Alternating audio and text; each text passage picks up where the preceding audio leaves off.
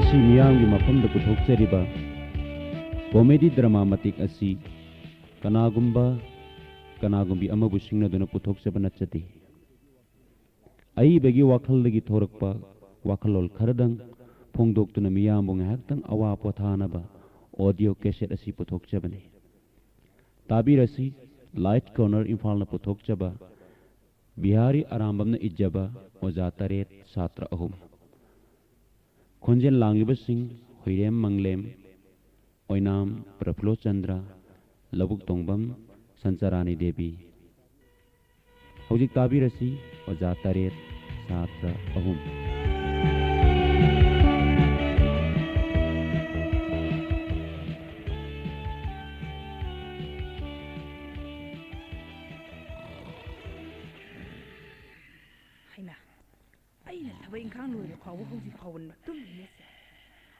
Nupasigani punsi pa yung ban minaga ba se nawaga daw ri ho tari bro moy ba hawgalo kay dawrage matam se ayo kray ba karino nupa ni na khangde yaw thengu nupa si ba nong matane yaw nga ta hawgata na maning maya sitok nan thok pasu leite ai da ngai ba numidang da na pung ama ni ta di phawo yum dan jilak pai wa le kadai bu satli ba no khangde ho pung ni ban da ga daw re School sa pating kaya ba ni? Hawgalo hay ba? Kayo rin ha. Ngaktang tumajida laway luto na kwaktong na kangang lai sibo. Nang kana mo karitaw na rugay minang baha. Huling katpiro, matam siya ayaw kaya ba ni? Ngaktang nungay na tumajida nang yahaw na bi sok lawi arawi subjecto. Kare su tuo. Nungam da ngay ri. Hawjik tagi hawrab di nang huling isu kara kao ay ba? Masida ba sok law da ba yari bro? Pung ni ban da kharbani hauji phawne phamung da iri konsin na leiba yari bro school sa pathing krai jabani o si ju ngoping tagum ju tawi school do ngasi di nang ngoina khara chalu ro si ai hayeng chaki je kainu hairi sibo yungi thaba ingkhang sa matta loidri ising mai sing chokka ba thabak atai ju wali hauji bo thabak maya ji hundok lomga school sa kadori ba ando nang war juwana nang ngasi chalo hayeng je ai sure ai saitan saki ai yaw nga taw la ga school do ai chaki o ngamjaro thabak yang wali po ne ngasi chu ne tolok lobu sa kadori ba kari no ne nati ngasi ji bo tarik amara ne moi ma ho mani ngasi ji tarik amani ama si ai he kaw tho le dana ngasi ji tarik amani ai bido ngau da dia ngau bu ngau mande ahinga ni hum tum dana zwar sanadana paisa ta kya manghala da bo biri mate ne ama phawba ne thakpa phangdana bibula ko thong na dana murum sondana kha da mukta wang da mukta ngau ngau mande isi ayo ngata si nang ningon ne nang kana ba ro ko ngasi ai na sagolak tene ne ai gi khusau sina na simba da ba dang thajilak tene ne nang chengsai bang ka ne na pam ngasi je ngasi ko ai ne khoi da wa je chogolak tene ne asi ba yauna ni ko kana di moi ba school la se sa ki hai bra sa loi hai bro kai da ora gi nang bu ngasi ji tolo phangni ana hai re masi da bu nang school sa ta ba yari bro ado moi ba si matam ji thing khrai ba school sa na ba haugat lo si moi ba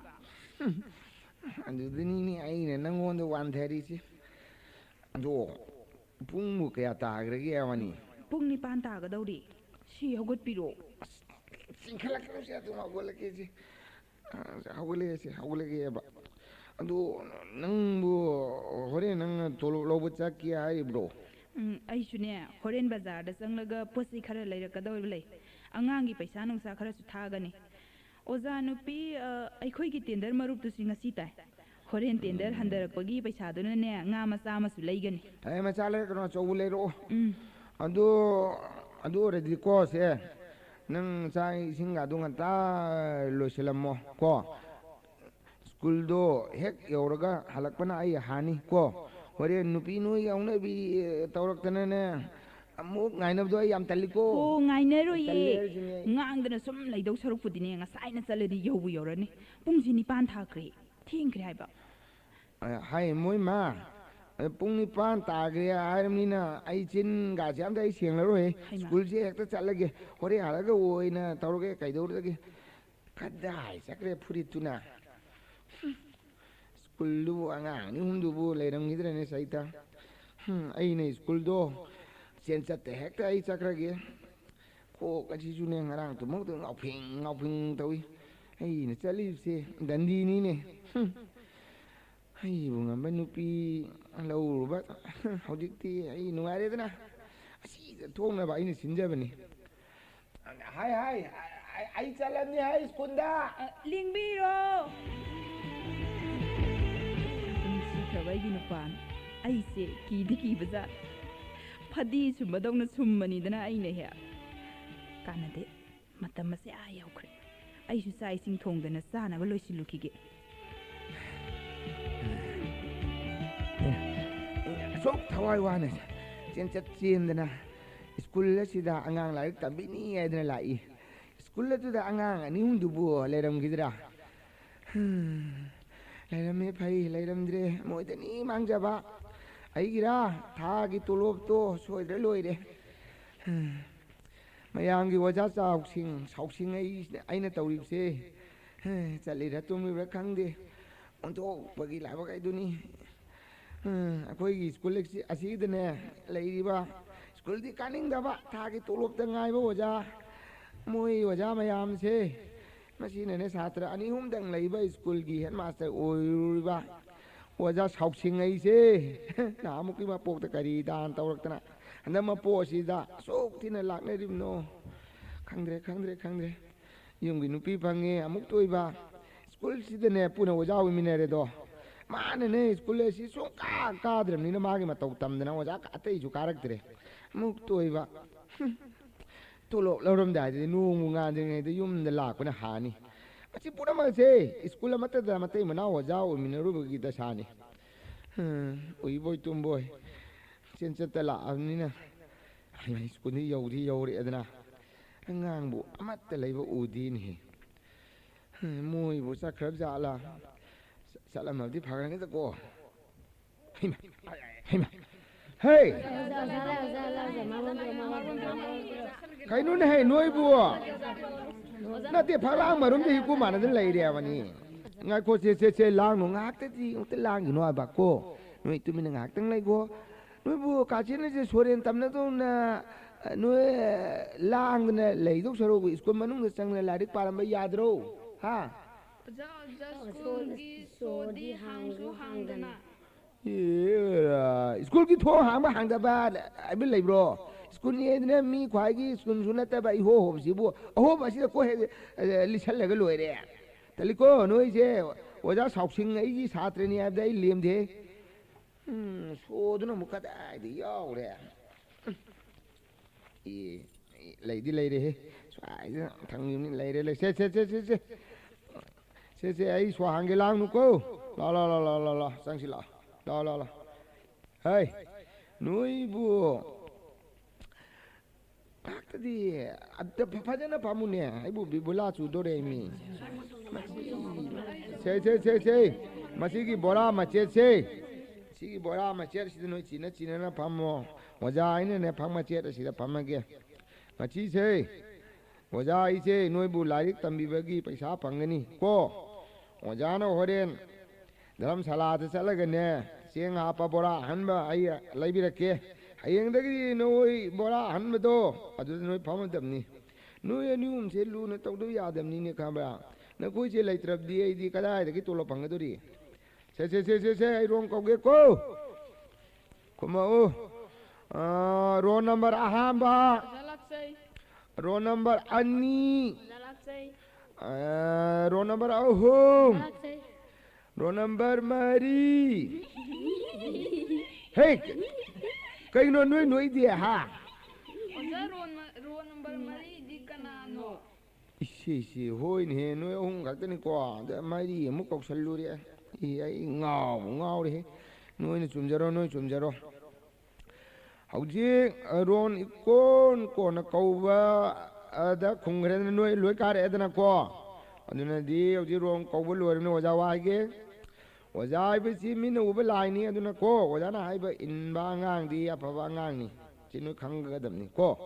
नति नोइबु ओजाना हाइबा इनबा अफबा अंगांग दु नोइबु ओइनिंग्रो ओइनी ओजा अदुने हाइबा ꯑꯣꯖꯥꯅ ꯍꯥꯏꯕ ꯏꯟꯕ ꯁꯥꯇ꯭ꯔ ꯍꯥꯏꯗꯣ ꯑꯗꯣ ꯑꯣꯖꯥ ꯄꯥꯔꯥ ꯄꯥꯒꯦ ꯅꯣꯏ ꯃꯨꯟꯅ ꯇꯥꯔꯣꯀꯣ ꯀꯣ ꯀꯣ ꯍꯥꯏꯗꯤ ꯀꯀꯛ ꯀꯛꯏ ꯆꯞ ꯆꯞ ꯆꯥꯏ ꯈꯪꯉꯦꯗꯅ ꯊꯛ ꯊꯛ ꯊꯛꯏ ꯆꯥꯛ ꯆꯥꯎ ꯏꯃꯥꯅ ꯍꯥꯏ ꯄꯔꯥ ꯄꯥꯎ ꯍꯥꯏ ꯃꯥ ꯑꯃ ꯂꯥꯛꯏ ꯇꯥꯗꯅ ꯇꯥꯛꯏ ꯑꯣꯖꯥꯅ ꯄꯔꯥ ꯇꯥꯛꯏ ꯊꯋꯥꯏ ꯌꯥꯎꯅ ꯄꯥꯏ ꯈꯪꯅꯤꯀꯣ ꯍꯪꯉꯣꯏꯅ ꯒꯣ ꯈꯣꯡꯉꯤ ꯑꯗꯒꯤ ꯀꯨꯡꯒꯤ ꯅꯣꯡ ꯆꯨꯏ ꯂꯝꯕꯤ ꯂꯩꯈꯣꯝ ꯊꯣꯛꯏ ꯊꯔꯣ ꯊꯝꯕꯥꯜ ꯁꯀꯥꯏꯔꯦ ꯈꯣꯏꯃꯨꯅ ꯀꯣꯏꯅ ꯉꯪꯉꯦ ꯑꯄꯥꯝꯕ ꯂꯩꯁꯨ ꯁꯥꯠꯂꯦ ꯑꯆꯧꯕ ꯃꯤ ꯀꯔꯤ ꯑꯆꯧꯕ ꯃꯤ ꯑꯣꯏꯅꯤꯡꯂꯕꯗꯤ ꯇꯧꯒꯗꯕ ꯅꯊꯧ ꯇꯧ ꯑꯣꯖꯥꯒꯤ ꯄꯥꯎꯇꯥꯛ ꯂꯧ ꯅꯃꯥꯒꯤ ꯊꯧꯗꯥꯡ ꯏꯜꯂꯨ ꯃꯤꯉꯣꯟꯗ ꯁꯧ ꯁꯧ ꯉꯥꯡꯒꯅꯨ ꯒ꯭ꯌꯥꯟ ꯇꯥꯏꯀꯣ ꯃꯤꯅ ꯄꯤꯕ ꯀꯔꯤ ꯍꯥꯏꯅꯣ ꯃꯤꯅ ꯀꯧꯕ ꯈꯨꯝꯃꯨꯅꯨ ꯑꯅꯧ ꯑꯅꯧꯕ ꯄꯥꯝꯒꯅꯨ ꯐꯠꯇꯕꯁꯤꯡꯒꯤ ꯃꯇꯧ ꯇꯝꯒꯅꯨ ꯏꯁꯩ ꯌꯥꯝ ꯇꯨꯝꯅꯤꯡꯉꯦꯕꯨ ꯅꯣꯏ ꯑꯩ ꯍꯧꯖꯤꯛ ꯇꯥꯏꯗꯣ ꯅꯣꯏ ꯈꯪꯉꯦꯗꯅ ꯑꯩ ꯉꯥꯏꯍꯥꯛꯇꯪ ꯎꯏꯕ ꯂꯥꯛꯄꯣꯏ ꯇꯧꯒꯦꯅ ꯑꯩ ꯇꯥꯒꯦꯗꯣ ꯅꯣꯏ ꯑꯝꯇ ꯄꯥꯎ ꯑꯩ ꯀꯣ ꯑꯝꯇ ꯄꯥꯎ ꯂꯩꯔꯒꯅꯦ ꯑꯩ ꯁꯨꯇꯤ ꯊꯥꯕꯤꯔꯗꯕꯅꯤ ꯀꯣ ꯑꯣꯖꯥ ꯑꯩꯈꯣꯏ ꯄꯥꯕꯅ ꯁ꯭ꯀꯨꯜ ꯍꯦꯛ ꯆꯠꯈꯤꯕꯒ ꯉꯟꯇꯥꯅ ꯍꯜꯂꯛꯏ ꯍꯥꯏ ꯑꯩꯈꯣꯏ ꯄꯥꯕꯅ ꯌꯥꯝ ꯆꯩꯌꯦ ꯀꯩꯒꯤꯅꯣ ꯑꯣꯖꯥ ꯅꯣꯏ ꯕꯕꯥꯅ ꯑꯩꯈꯣꯏ ꯁ꯭ꯀꯨꯜꯒꯤ ꯆꯠꯅꯕꯤ ꯈꯪꯗꯅ ꯇꯧꯔꯤꯅꯤꯅꯦ ꯅꯣꯏ ꯕꯕꯥꯅ ꯍꯥꯏꯕ ꯏꯪꯒꯅꯨ ꯑꯐꯕ ꯑꯉꯥꯡ ꯍꯥꯏꯗꯣ ꯅꯪ ꯑꯣꯏꯅꯤꯡꯗ꯭ꯔꯦ ꯑꯣꯖꯥ ꯑꯣꯏꯅꯤꯡꯉꯦ ꯑꯣꯖꯥ ꯑꯗꯨ ꯑꯣꯏꯔꯗꯤ ꯑꯣꯖꯥꯅ ꯍꯥꯏꯕ ꯏꯟꯒꯗꯕꯅꯤ ꯑꯣꯖꯥꯅꯕꯨ ꯁꯥꯇ꯭ꯔ ꯅꯣꯏꯗ ꯐꯠꯇꯕ ꯇꯝꯕꯤꯒꯗ꯭ꯔꯣ ꯑꯣꯖꯥ ꯍꯥꯏꯕꯁꯤꯗꯤ ꯑꯐꯕ ꯉꯥꯛꯇꯅꯤꯅꯦ ꯑꯗꯨꯅ ꯑꯣꯖꯥ ꯉꯥꯏꯍꯥꯛꯇꯪ ꯎꯏꯕꯣꯏ ꯂꯥꯛꯄꯣꯏ ꯇꯧꯒꯦ ꯅꯣꯏ ꯄꯔꯥꯗꯨ ꯄꯥꯎ ꯉꯥꯏꯍꯥꯛ ꯂꯩꯔꯒ ꯑꯩ ꯁꯨꯇꯤ ꯊꯥꯕꯤꯒꯦ ꯍꯥꯏꯔꯦꯗꯅ ꯈꯪꯉꯦꯗꯅ ꯄꯥꯎ ꯀꯔꯝꯕ ꯄꯔꯥꯅꯣ ꯑꯣꯖꯥ ꯅꯣꯏꯅ ꯁꯩꯇ ꯅꯣꯏꯅꯅꯦ ꯄꯥꯅꯤꯡꯕ ꯑꯃ ꯍꯦꯛꯇ ꯄꯥꯎꯕ ꯂꯩꯇꯦ ꯍꯥꯟꯅꯒꯤ ꯑꯄꯥꯕꯁꯨ ꯌꯥꯏ ꯀꯣ ꯄꯥꯎ ꯁꯣꯔꯣꯛꯑꯣꯅ ꯑꯉꯥꯡ ꯁꯔꯥꯑꯅ ꯑꯥꯂꯨ ꯔꯦꯁꯤꯅ ꯏꯔꯣꯏ ꯆꯨꯝꯃꯤ ꯄꯥꯎ ꯑꯣꯖꯥ ꯗꯤꯒꯤꯏꯅ ꯀꯔꯤꯅꯣ ꯑꯩꯁꯦ ꯗꯤꯒꯩꯗꯤ ꯑꯗꯨꯝ ꯂꯩꯔꯝꯒꯅꯤ ꯗꯤꯒꯩꯒꯤꯁꯨ ꯑꯗꯨꯝ ꯄꯥꯎ ꯃꯈꯥ ꯄꯥꯎ ꯆꯨꯝꯃꯤ ꯄꯥꯎ ꯔꯁꯨꯎꯅ ꯎꯄꯥꯜ ꯗꯤꯒꯤꯎꯅ ꯎꯆꯤ ꯆꯨꯝꯃꯤ ꯑꯣꯖꯥ ꯂꯣꯏꯔꯦ ꯍꯩ ꯁꯥꯟꯇ ꯑꯗꯨꯝ ꯍꯟꯖꯟ ꯄꯥꯎꯅꯦ ꯃꯤꯠ ꯐꯥꯎ ꯎꯏꯊꯗ꯭ꯔꯤ ꯑꯗꯨꯒ ꯂꯣꯏꯁꯤꯕꯨ ꯑꯐꯥꯗꯣ ꯍꯟꯖꯟ ꯄꯥꯔꯒꯗꯤ ꯕꯅꯥꯟꯒ ꯈꯪꯒꯗ꯭ꯔꯣ ꯁꯣꯔꯣꯅ ꯑꯉꯥꯡ ꯁꯔꯥꯑꯅ ꯑꯥꯂꯨ ꯔꯦꯁꯤꯏꯅ ꯏꯔꯣꯏ ꯗꯤꯒꯤꯏꯅ ꯏꯟ ꯑꯣꯖꯥ ꯄꯔꯥ ꯄꯥꯕ ꯂꯣꯏꯔꯦ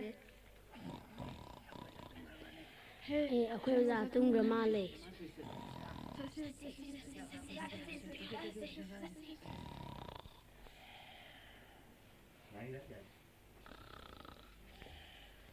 ꯀꯔꯤꯅꯣ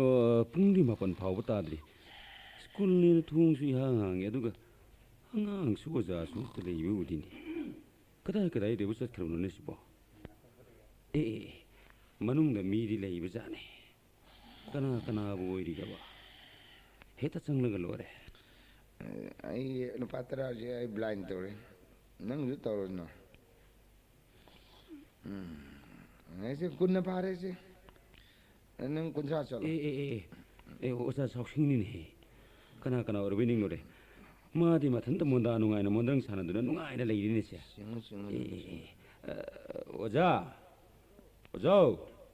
ꯑꯣꯖꯥ ꯇꯥꯕꯤꯔꯤꯕ꯭ꯔꯣ ꯆꯨꯝꯃꯤꯅꯦ ꯃꯈꯥ ꯄꯥꯎꯅꯦ ꯆꯨꯝꯃꯤꯅꯦ